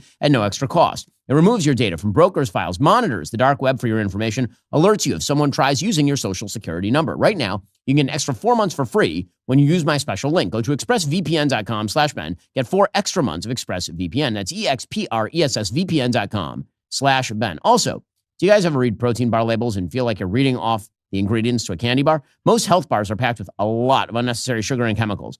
My team and I, we've tried a bunch of different protein bars that either tasted like junk or left us hungry again within an hour. Luckily, we found Equip Foods Prime Bar. It's the first of its kind grass-fed beef protein bar with only real food ingredients and absolutely nothing to hide, with 20 grams of clean protein. That's a lot of protein in a protein bar. Starting today, my listeners will receive an exclusive discount on Equip's Prime Bar, which has become our team's favorite protein bar on the market, with 20 grams of protein in every bar. Again, that's a lot of protein. Made with just 11 clean ingredients like collagen and colostrum, these bars deliver 20 grams of grass-fed beef protein without the bloat. They're free from whey, seed oils, and artificial additives. Plus, they're naturally sweetened with dates and honey, so they taste like dessert without the guilt. Producer Justin has been eating these every day. He's bulking up, looking, more manly because of all the protein. If you want to try the cleanest protein bar on the market that already sold out once, go to equipfoods.com/Ben Shapiro. Use code Ben Shapiro at checkout to get 25% off one-time purchases or 40% off your first subscription order for a limited time. That's EQUIP foods.com/Ben Shapiro. Use code Ben Shapiro at checkout. So yesterday, for example, it was revealed by Axios that citizenship reviews, U.S. Customs and Immigration Services, are now considering the positive attributes of immigrants seeking U.S. citizenship rather than just the absence of misconduct. They're saying, listen, it's not enough for us to look at your record and say, okay, you didn't actually commit rape back in your home country. You have to show us why you ought to enter. Now, again, in a culture that naturally did that, in a country that naturally did that, because there were no gigantic welfare nets, because there was no concept that multiculturalism was in and of itself a positive good, because the idea was you come here and you integrate. Because of that, you didn't need this, but now you absolutely do. According to Axios, good moral character is not a new requirement for naturalization, but under the USCIS memo, officers are instructed to put greater emphasis on an applicant's positive attributes and contributions. These can include factors like community involvement, family caregiving, and educational attainment. The memo says, going forward, USCIS officers must account for an alien's positive attributes and not simply the absence of misconduct. In other words, you have to show us why you ought to be here. The memo also calls for heightened scrutiny of disqualifying behaviors. These include permanent bars to good moral character, like, of course, murder, aggravated felonies, genocide, and also other offenses like gambling and drug-related violations. But the memo also stipulates that other disqualifying actions could include behavior that is technically lawful, but is, quote, inconsistent with civic responsibility within the community. Like, for example, habitual traffic infractions or solicitation, which, again, yes, we don't need people here who are constantly violating the law. That is a problem. The policy allows for the applicant to show genuine rehabilitation, like rectifying overdue child support or past due taxes. Also, apparently, USCIS said that they'd expanded the types of requests that will receive social media vetting, and that will include searches for anti-American activity. A Tuesday memo says USCIS considers the endorsement, support, or promotion of the views of an anti-American or terrorist organization or group to be an overwhelmingly negative factor in USCIS discretionary analysis. Well, this apparently is making the left insane. Apparently, that is a serious problem. How dare you screen for anti-American ideology in determining whether people ought to come to the United States or not? The fact that it's taken this long for us to actually make this part of the law or for this to be applied is totally insane. Of course we should screen to see if people hate America, if they support terrorist groups, if they're Al-Qaeda supporters, if they are big fans of Tren de Aragua, then yeah, they should not be allowed to enter the country. Why is this even remotely controversial? It's only remotely controversial because the left's view of Americanism is if you make it in, you're an American, which is why they use idiotic terms like undocumented citizens as opposed to illegal immigrants. USCIS spokesman Matthew Tregesar in a press release said, quote, America's benefits should not be given to those who despise the country and promote anti-American ideologies. U.S. Citizenship and Immigration Services is committed to implementing policies and procedures that root out anti-Americanism and supporting the enforcement of rigorous screening and vetting measures to the fullest extent possible. This is obviously something that we should be doing. This should not be controversial in any way. And if the Democrats wish to take the minority position and say that anyone who wants to get in should get in, no matter what insanity they support ideologically, Well, good luck to you, because I don't think most Americans believe that. I don't think even most Democrats believe that anyone who wants in should simply get in. Because that doesn't just mean they're going to have people who shouldn't be here committing crimes, as you saw in this horrible traffic accident. It means you'll have people here who undercut the very foundations of America, that common culture, that common legal jurisprudence, that common adherence to what it means to be an American, that allows us to all live together in a society without fragmenting. By the way, one aspect of this should include the recognition that just because something is economically beneficial to the United States does not mean that people should get into the country. Right? I'm a big free market capitalist, obviously. But when it comes to immigration, it can't just be that we let you in because you are, quote unquote, good for the economy. You have to show why you would be a good American citizen, why you belong here in the United States. Because any country with borders has to be more than just a place where random people come and go, leaving their cultural imprint on the society. This is why it is correct when Mike Gallagher says that Harvard should send home Chinese students. He is correct. Mike Gallagher, of course, the former congressman from Wisconsin and was chairman of the Select Committee on the Chinese Communist Party. He's now head of defense for Palantir. He says President Trump began his second term by picking a fight with an unaccountable leftist dictatorship that is hostile to American values, accustomed to taking advantage of American wealth, and actively abetting genocide in Xinjiang. I refer, of course, to Harvard. For decades, Republicans and Democrats agreed our universities were crown jewels of American exceptionalism, and Harvard shone brightest of all.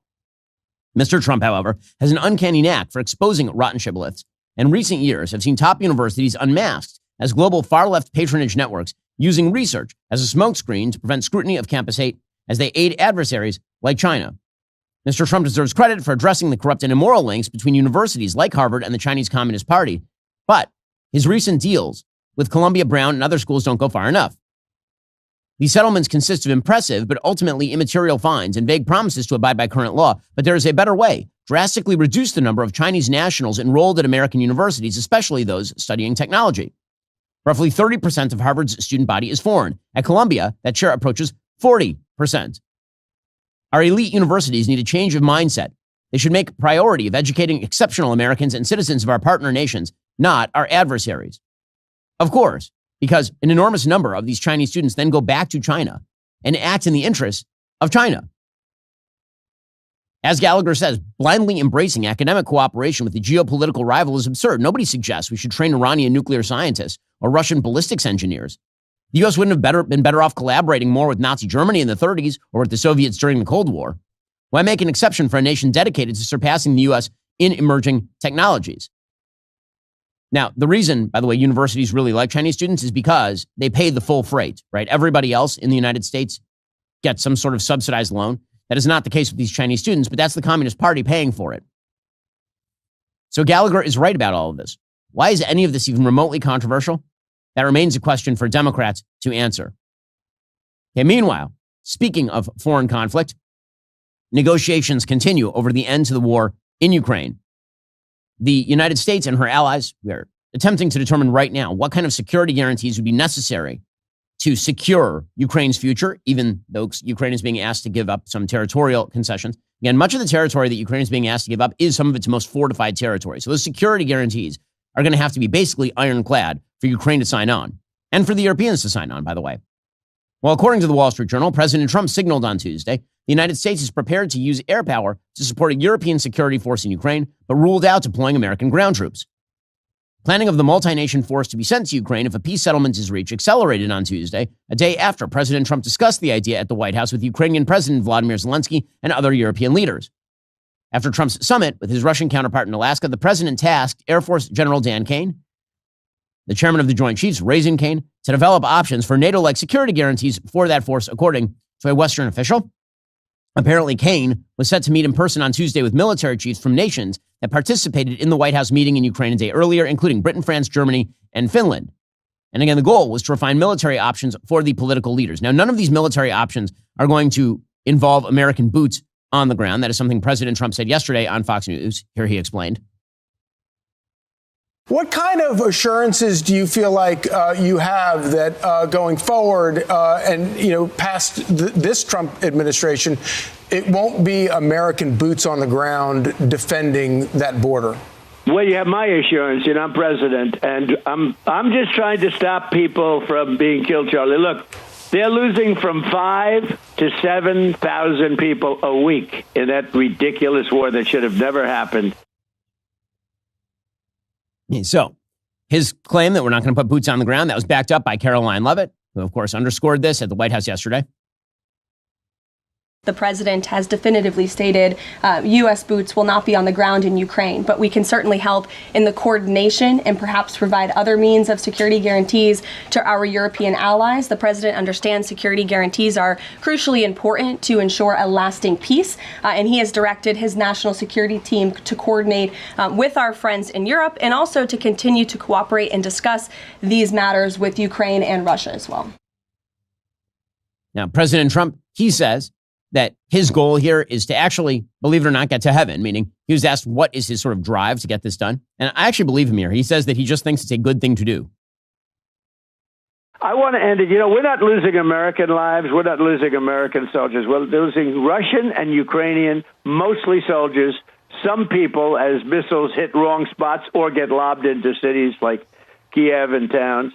But, you know, if I can save 7,000 people a week from being killed, I think that's I want to try and get to heaven if possible. I'm hearing I'm not doing well.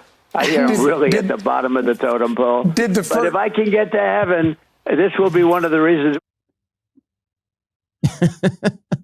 Yeah, I love the sense of humor there. That is some funny. Mary Margaret Olahan, who's our White House correspondent, she asked Caroline Leavitt about President Trump's spiritual motivations here. I know the president said on Fox News this morning that he's partially seeking peace in order to get to heaven. Was he joking, or is there spiritual motivation behind his peace deals here? I think the president was serious. I think the president wants to get to heaven, as I hope we all do in this room as well.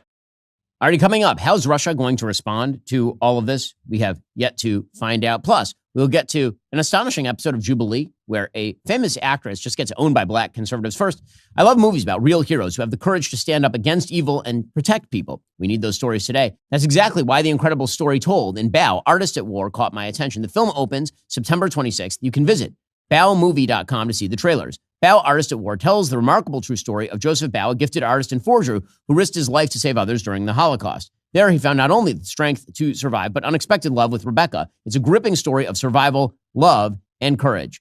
It really is a powerful story. It's a really well-made movie. It's not just another Holocaust movie. It's really a movie about how art and love can save lives literally and spiritually. Joseph Bao was a prisoner in a Nazi concentration camp. He forged documents to help other people escape, but he was also a poet, an animator, and a romantic. His story, his love, his resilience, it sounds like something fictional, but it actually happened. If you love Schindler's List or Jojo Rabbit, films that show not just what was lost, but what was fought for, you need to see Bao, Artist at War. Bao, Artist at War opens only in theaters for a limited run beginning September 26th. Head on over to baomovie.com to watch the trailer, read about Joseph's real-life journey, and find showtimes near you. Again, that's baomovie.com. That's baomovie.com. Go check it out at theaters. It's definitely inspiring. Also, when we started Daily Wire, it felt like we had to figure everything out with not a lot of help. Editorial guidelines, studio setup, production schedule, branding. It was overwhelming. New decisions were necessary every day.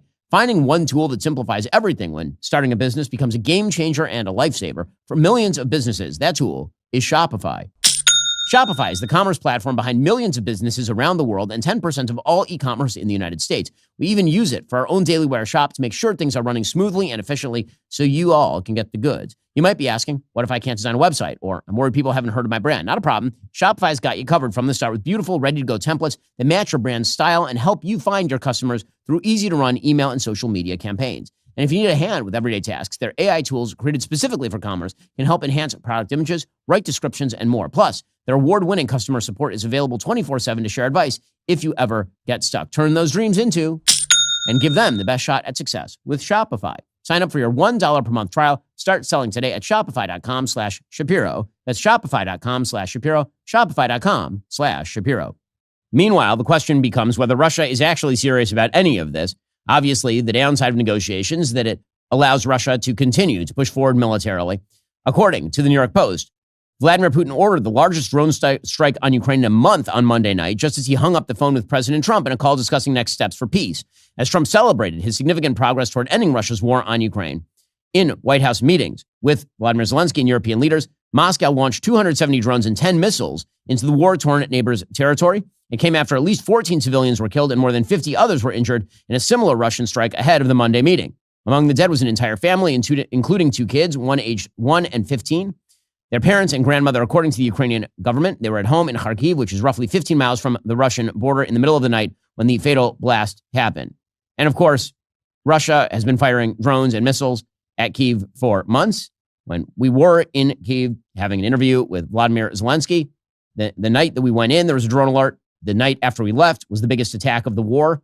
So Russia has really been upping the ante. And the question is going to be, how far is the West willing to be pushed? Is there an actual off-ramp here? Like, does Putin actually want anything? And that remains the biggest open question here. It is not what Zelensky wants. We know what Zelensky wants. He just wants the war to end without giving up enormous swaths of territory and without guaranteeing a future Russian invasion. The question is what Putin is willing to accept. And right now, it appears the answer is not much. Now, Vladimir Putin may be stringing along the United States and the West. And if that's the case, then what comes next is the question. As the Wall Street Journal points out, if Putin agrees to meet with Vladimir Zelensky, he will come face to face with a man he has spent 3.5 years excoriating as an illegitimate leader and puppet. Negotiating directly with Zelensky would run sharply counter to the narrative Putin has carefully constructed and sold to Russians in an effort to justify his 2022 invasion of Ukraine, that the war is part of a broader conflict with the West in which Zelensky and his country are mere pawns. Trump's call for a meeting puts Putin in a bind. If he declines, he risks angering President Trump. Sitting down with Zelensky could damage him politically with the Russian elite and the broader public. So, again, does Putin actually want anything here? The early signs are no. According to Politico, Moscow on Tuesday moved to cool expectations of a long-awaited face-to-face summit between Ukrainian President Vladimir Zelensky and Russia's Vladimir Putin, despite much excitement following President Trump's White House meetings with top European leaders on Monday. During an interview with state-controlled TV channel Rossiya 24 on Tuesday, Russian Foreign Minister Sergei Lavrov said Moscow does not refuse talks with Ukraine, but crucially insisted any summit would have to be prepared step by step, gradually, starting from the expert level and then going through all the necessary steps. So in other words, it sounds very much like the Russian government is stringing along the West. Now, President Trump has put Putin directly on the spot. He placed a call directly to the Kremlin while the European leaders and Zelensky were still in the White House. President Trump said, I think he wants to make a deal, but the Russians said that no. So Kremlin aide Yuri Ushakov said, quote, President Putin and Trump discussed the idea of raising the level of direct Russian-Ukrainian negotiations, adding that both spoke in favor of continuing direct negotiations between the delegations of the Russian Federation and Ukraine. Zelensky, of course, is trying to make clear to the president and to the rest of the West that Putin has no intentions of actually meeting. So he's saying, listen, I'll meet you. Sure. Not going to meet you in Moscow where you're probably going to kill me, but I'm happy to meet you pretty much anywhere else. And meanwhile, Putin, who has already avoided a meeting with Zelensky in Turkey, continues to stall. So what happens if Vladimir Putin does not, in fact, come to the table? The answer, presumably, is going to be more sanctions. That is something that is already being discussed by the Trump administration. Now, are sanctions alone going to be able to do the job? I don't think the answer here is yes. Economic sanctions have become sort of the all-purpose tool of artificial war for the last several decades. There's a great book that came out recently called Choke Point that really talks up the effect of these sorts of sanctions. It's called American Power in the Age of Economic Warfare by Edward Fishman. The problem, of course, is that alternative pathways of economics have been created. So the sanctions on Russia have weakened its economy, but it has forged new ties with India. It has forged new ties with China. There's still a lot of places in Europe that are Europe is buying more Russian oil in terms of billions of euros than it is actually taking out of the Russian economy via sanctions. So they're still subsidizing the very people who are fighting Ukraine. The truth is, what the United States really should do if they want to fight the economic war is they should make a deal with Europe that actively ships much more LNG from the United States to Europe, gets Europe weaned off of Russia's LNG and oil, and that cuts off an enormous amount of commerce with the Russians. That's something the United States should be doing. It would also, by the way, benefit our domestic oil industry, our fracking industry, and all the rest, if you're talking in terms of economics. But it turns out that economic sanctions don't generally achieve what they seek to achieve. They don't do enough. They weaken the country, but not so much that it falls. It is extremely rare in world history for economic sanctions, unaccompanied by a sort of military blockade, to actually effectuate what they seek to effectuate. That goes all the way back to Napoleon's continental system and the British attempting to blockade Napoleon. Not supremely successful. Right? So what in the end, what the United States is going to have to do if the United States wishes for Vladimir Putin to stop is up the ante militarily. And that means giving newer, better weapons to the Ukrainians to allow them to fight. With that said, sanctions are the first step toward that. Scott Bessent, the Treasury Secretary, he says that President Trump had Putin on his heels in Alaska, which is certainly partially true. I mean, I don't know if it's totally true because we don't know what Putin's going to do yet, but certainly he backfooted Vladimir Putin by essentially saying, get in a room with Zelensky. And now Putin is kind of stuck a little bit. President Trump had a great meeting with President Putin. My take was he had President Putin on his heels for most of the event after the flyover. And then yesterday, a fantastic meeting with Zelensky, then with the Europeans, and then back in the Oval, he had a call with President Putin. And I'm very optimistic they'll be able to have a bilateral meeting. So we'll see if that, in fact, comes to fruition. Meanwhile, Scott Bessent is saying it's unacceptable that India is purchasing oil from Russia. Now, again, it seems to me that if we are going to put sanctions on anybody for the purchase of Russian oil, it should really be China. India is a country we should be trying to woo, and we really need to not just use sticks with India. We need to use carrots because India is going to be a geopolitical powerhouse for the foreseeable future. They have the world's largest population at this point. They're a nuclear-armed country. They're economically developing very quickly, and they could be very pro-America. In fact, the relationship between Trump and Modi in India was actually quite warm until some of these sanctions went into place. But here's Bessent ripping on India. If you go back and look now, I believe India had less than 1% of their oil, 1%, and now I believe it's up to 42.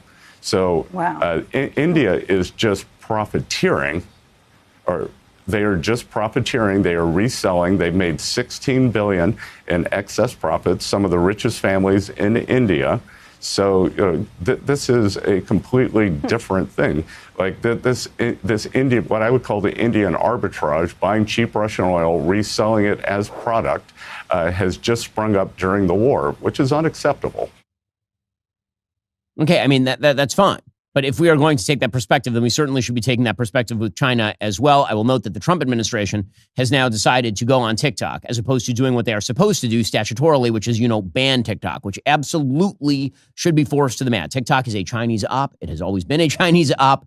And the idea that the administration continues to sort of forestall the use of its legislative tools in order to ban TikTok and instead is now engaging with TikTok while simultaneously going after India, I don't really understand that very much. With all of that said, the left-wing charge that President Trump is somehow bending over backward for Putin is false. CNN's Aaron Burnett was trying to retell that line yesterday. Warmth and decent feeling. I mean, it's almost as if he's writing sort of a late night, do those still exist, scripts? I mean, this is Putin that Trump is talking about. The same dictator who invades other countries, jails and assassinates his rivals, poisons anybody in the opposition, engages in mass murder of civilians. This is the same person that the world has seen in action for decades. And yet Trump is bending over backwards right now for Putin. I don't understand what she means by bending over backwards. By bending over backwards, does she mean that Trump is actually now offering security guarantees he wasn't offering before? Because that doesn't seem like that very much. I will say that the absolute radical disconnect between our left-wing media and reality, it's astonishing. So Chuck Todd was on CNN, and he was lamenting that President Trump sees the world as the rule of the jungle. Welcome to reality, where geopolitics is the rule of the jungle, always has been the rule of the jungle. The lie that there is some sort of international law to which everyone is answerable is a bunch of bull. Everybody who engages in international politics, except for idiots on CNN, knows this. Everyone knows this. If the United States were not there to back everybody's play, there would be no international law.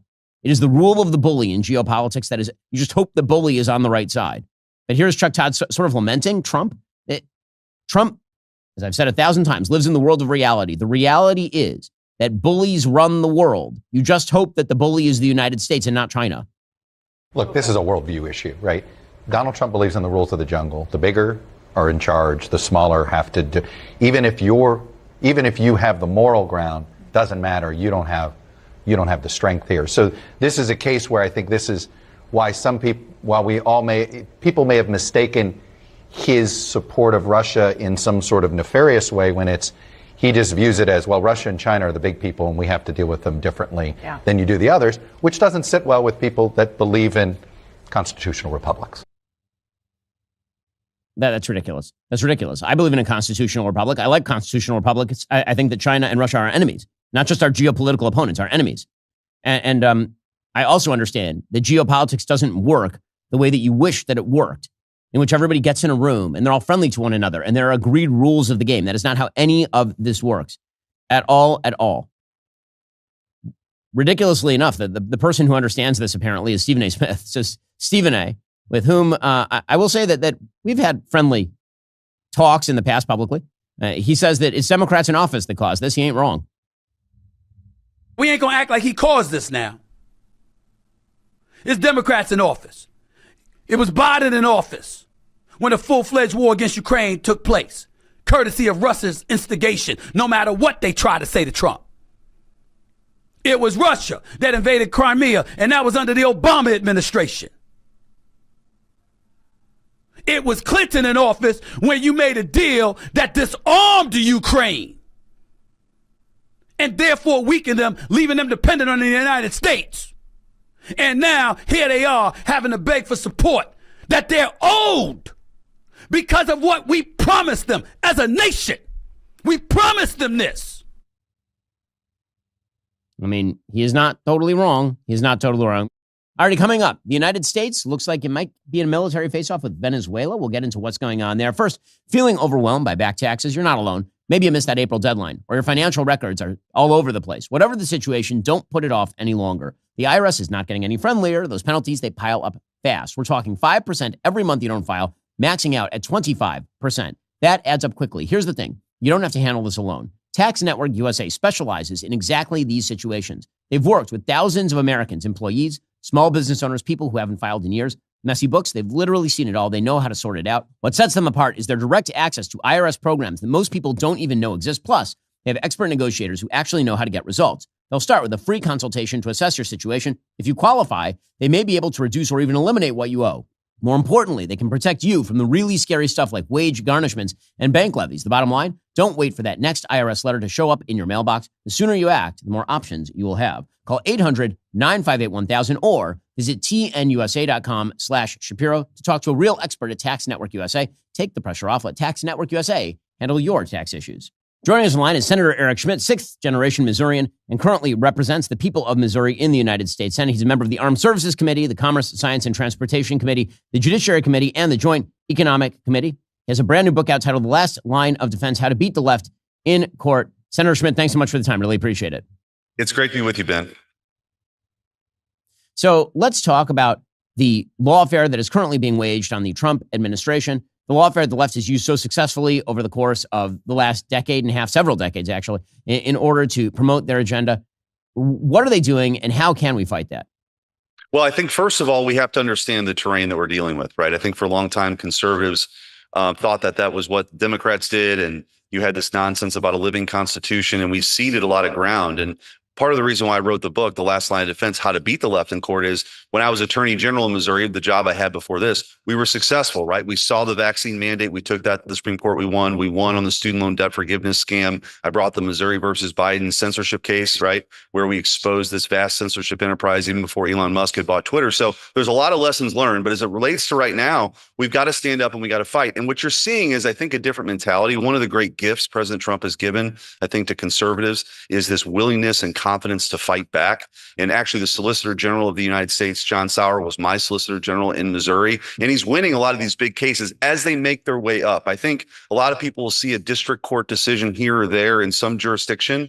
But as they make their way up, by and large, President Trump's been successful in defending his ability to control personnel, programming, and deportations. That's been kind of the center of the ring. So they've been successful. And also, if you remember, the Supreme Court just a couple of months ago knocked down this nationwide injunction nonsense that had kind of riddled the courts too. So I think we're fighting back and we're winning, but it's an ongoing fight. There's no doubt about that.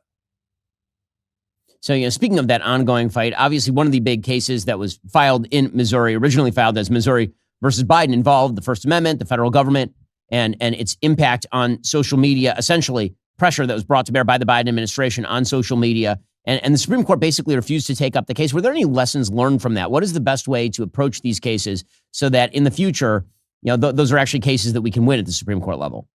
Yeah, what they kind of did is they punted on it. I disagreed with it. They said there wasn't standing. They sent it back to the lower court. But, the district court level and even the appellate court level, those judges, I mean, not my words, their words, saying that this was the biggest violation of the First Amendment in the history of the United States of America. But because we took the deposition of Anthony Fauci and we lay that out in the book, we took the deposition of Elvis Chan, who was the FBI agent who was pre-bunking the Hunter Biden laptop story with big tech companies, even though they knew it was real. Brian Scully, who's that guy? When he was at CISA, they were in on this too. So you had this leviathan of government agencies really weaponized against conservatives to censor speech. So it could have been the laptop. It was also about COVID and whether or not vaccines were effective or masks were effective. And so I think the lesson there is when we got the discovery, which was a big key strategic decision, we sought discovery before the injunction. The judge granted it. That's how we got to take the depositions and see the documents and the emails.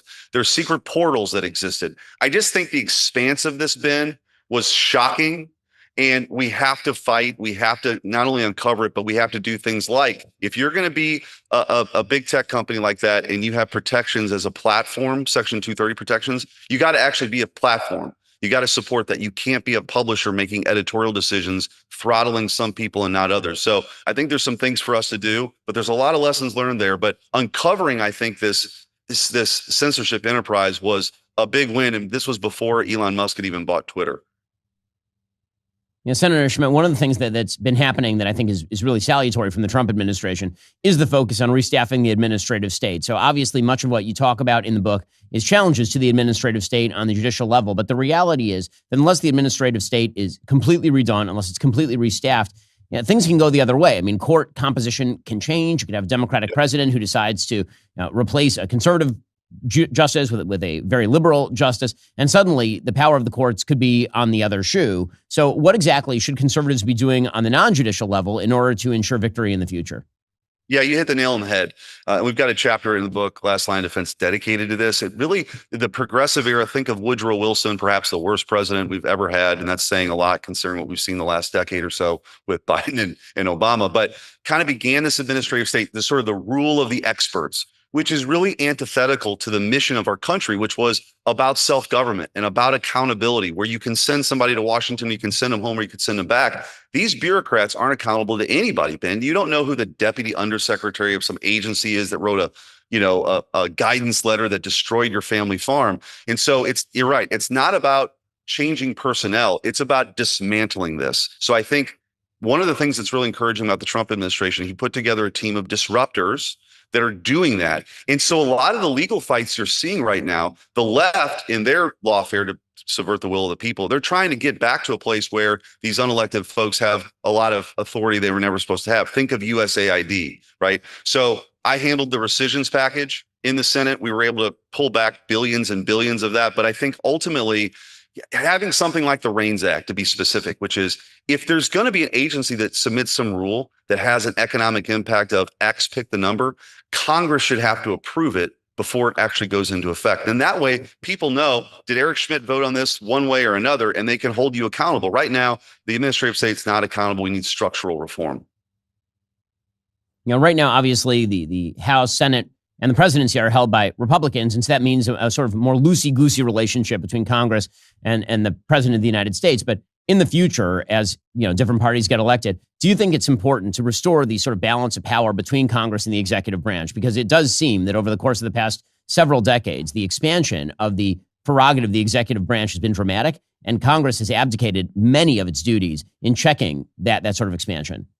That's right, because Congress has played a role in this too, Ben, which is a lot of congressmen and women will say, look, I voted for the greatest bill in the world, but I can't believe what the EPA did. We've got to get away from that because it just shifts responsibility to people that can never be held accountable. So yes, reasserting the authority of the Article 1 branch in, the rulemaking that effectively has the consequence of law, we've got to rein that back in. There are core Article 2 powers, which again, why President Trump, I think, has largely been successful because he's the only person elected by the entirety of the country to control the executive branch.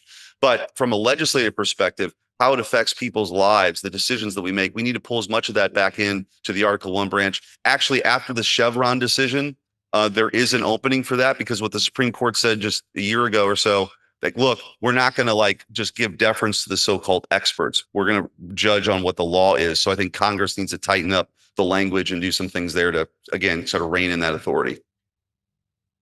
Well, Senator Eric Schmidt of Missouri, his new book is The Last Line of Defense, How to Beat the Left in Court, just out a couple of days ago. Senator Schmidt, thanks so much for your book, and thanks so much for your hard work.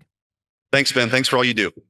Meanwhile, the president of the United States is now unleashing some gunships to international waters to stop Venezuela from shipping drugs to the United States. According to Fox News, the U.S. military has sent destroyers and thousands of Marines toward Venezuela as President Trump doubles down on deadly drug cartels. According to reports, at least 3 Aegis guided missile destroyers, USS Gravely and USS Jason Dunham among them, are part of the mission, according to 2 U.S. officials who are talking to the Associated Press. Another official told Reuters the deployment, which could arrive soon, involves around 4,000 Marines and soldiers over the course of several months, backed by spy planes, warships, and a submarine, so that international waters and skies are covered.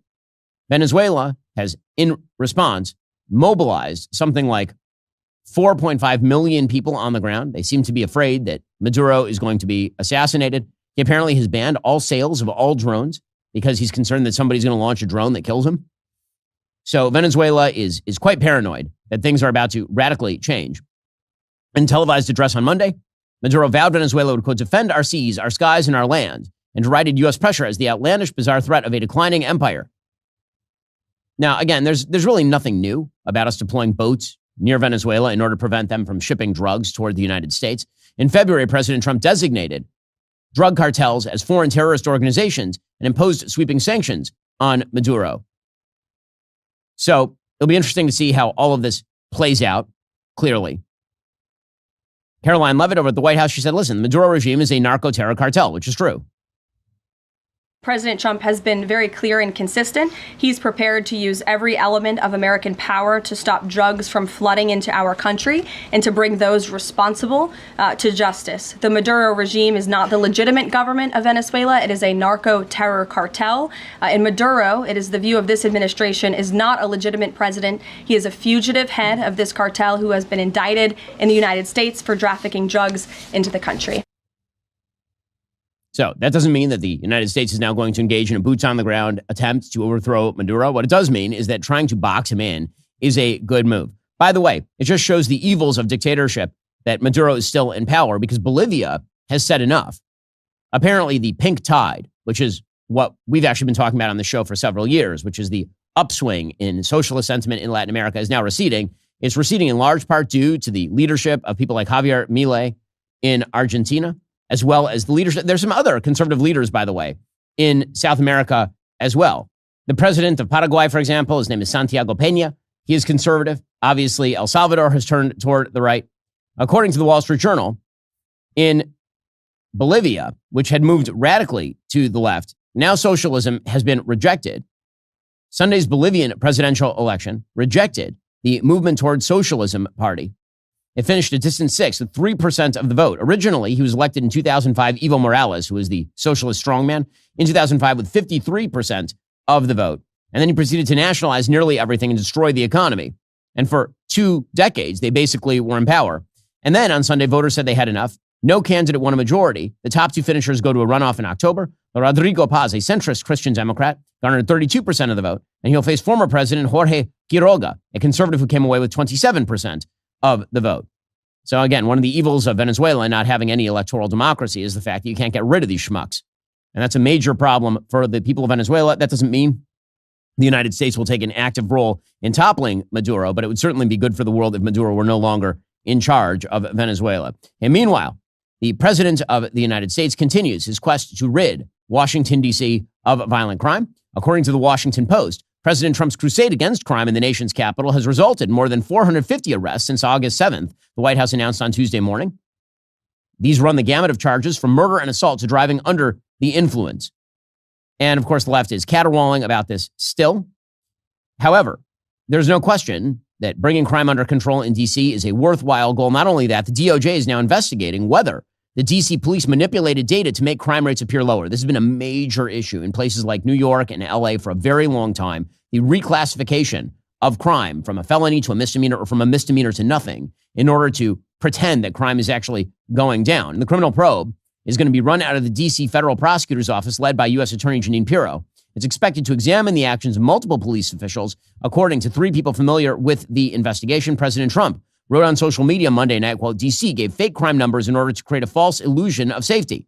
This is a very bad and dangerous thing to do. They're under serious investigation for doing so. Until 4 days ago, Washington, D.C. was the most unsafe city in the United States, perhaps the world. Now, in just a short period of time, it's perhaps the safest and getting better every single hour. Now, the usual superlatives there from President Trump. However, he is right that much of the data has been manipulated here, and lowering crime is something that the federal government has the capacity to do in Washington, D.C. Meanwhile, the Trump administration reorienting itself with regard to America's universities.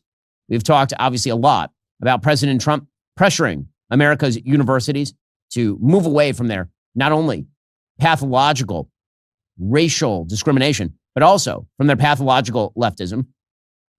Apparently, President Trump is pushing for major payments from a lot of these universities.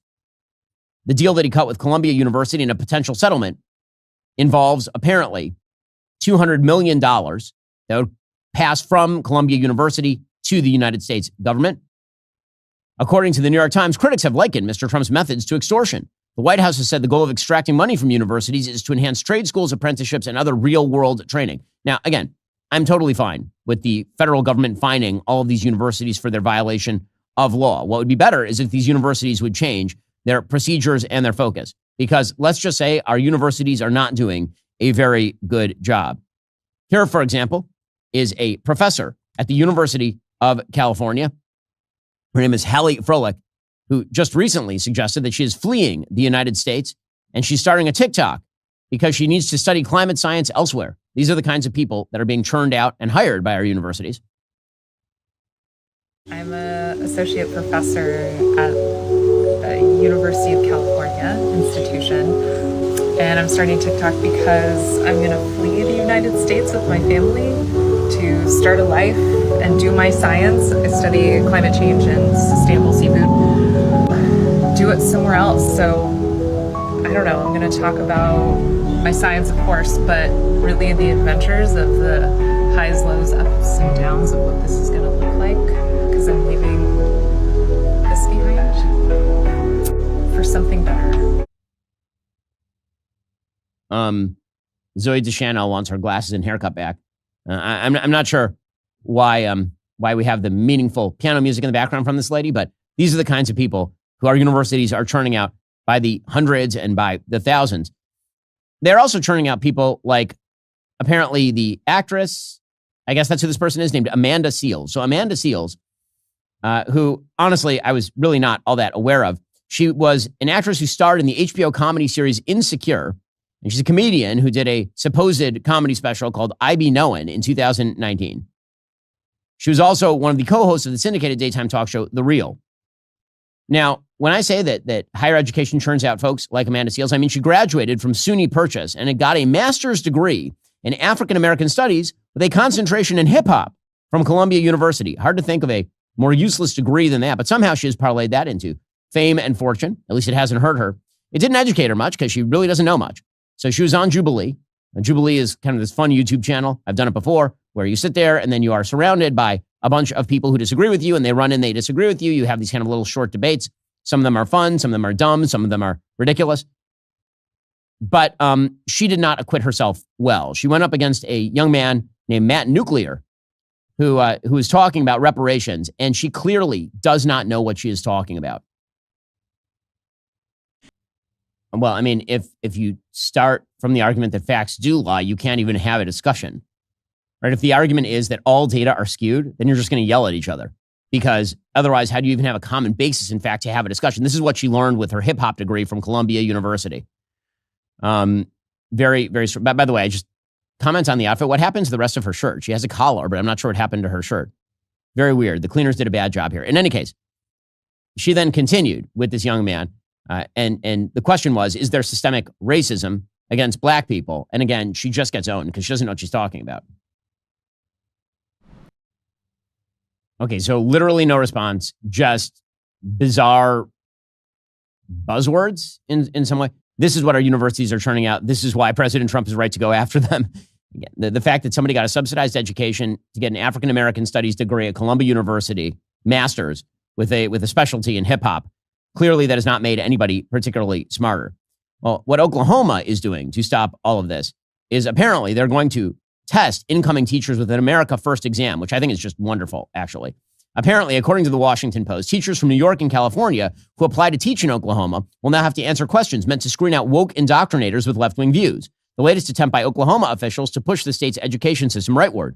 The test's 50 questions will cover topics about the United States government, religion, and gender, according to examples shared by the Office of Superintendent of Public Instruction, Ryan Walters. Teachers' unions have criticized the move as a political stunt. It will discourage applicants as Oklahoma faces a teacher shortage. Okay, well, I think that's the goal, is to discourage left-wing applicants. So apparently, Prager University, which of course we have worked closely with, they're great, developed the exam. Apparently, the requirement went into effect over the summer. The test is currently being finalized. So some of the questions are things like, what are the first 3 words of the Constitution? And one of the choices is "In God We Trust," which is 4 words. Why is freedom of religion important to America's identity?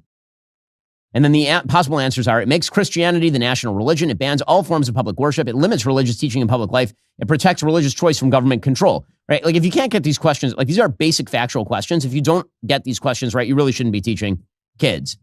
It's like, what are the 2 parts of U.S. Congress? How many U.S. senators are there? Why do some states have more representatives than others? Right?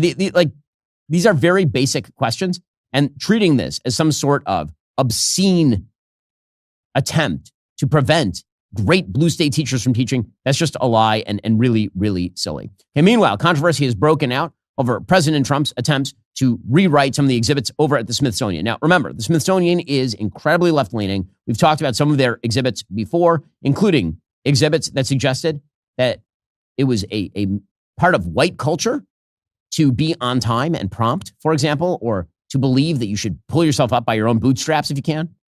Like, those things are white culture things. So President Trump put out a statement yesterday that Twitter got very angry at. He said the museums throughout Washington, but all over the country, are essentially the last remaining segment of woke. The Smithsonian is out of control, where everything discussed is how horrible our country is, how bad slavery was, how unaccomplished the downtrodden have been. Nothing about success, nothing about brightness, nothing about the future. We are not going to allow this to happen. I've instructed my attorneys to go through the museums and start the exact same process that has been done with colleges and universities, where tremendous progress has been made. This country cannot be woke because woke is broke. We have the hottest country in the world, and we want people to talk about it, including in our museums. Okay, so the thing people are picking out in this statement is where he says how bad slavery was. President Trump is not saying that slavery was good, or it was okay, or not that bad. What he is saying is everything discussed, right? Read the whole sentence. Everything discussed is how horrible our country is, how bad slavery was. He's saying, yeah, we should discuss how bad slavery was, but in the context of a broader American story, including the fact that, for example, America expended hundreds of thousands of lives ending slavery. And the story of America is complex. It has really, really dark areas, obviously. But overall, the story of America is an incredibly good story for the world and for the nation, obviously. And that's the point that President Trump is making. People on the left, of course, are jumping all over him for this, suggesting, oh, it's just terrible. Douglas Brinkley, presidential historian, said it's the epitome of dumbness to criticize the Smithsonian for dealing with the reality of slavery in America. It's what led to our Civil War and is a defining aspect of our national history. And the Smithsonian deals in a robust way with what slavery was, but it also deals with human rights and civil rights in equal abundance. Now, again, I really do not think that is what President Trump is trying to do. He's not wiping out the slavery exhibits at the Smithsonian, obviously. But the goal here is, as always for the left, to lie about this sort of stuff and suggest that if you wish to teach American history in a complex, shaded way that upholds the essential goodness of America, then this somehow makes you a racist, somehow makes you terrible in some unspecified way. Alrighty, folks, coming up, we'll get to some shocking information about who exactly is funding public broadcasters. I guess it's not all that shocking. Remember, in order to watch, you have to be a member. If you're not a member, become a member. Use code Shapiro at checkout for 2 months free on all annual plans. Click that link in the description and join us.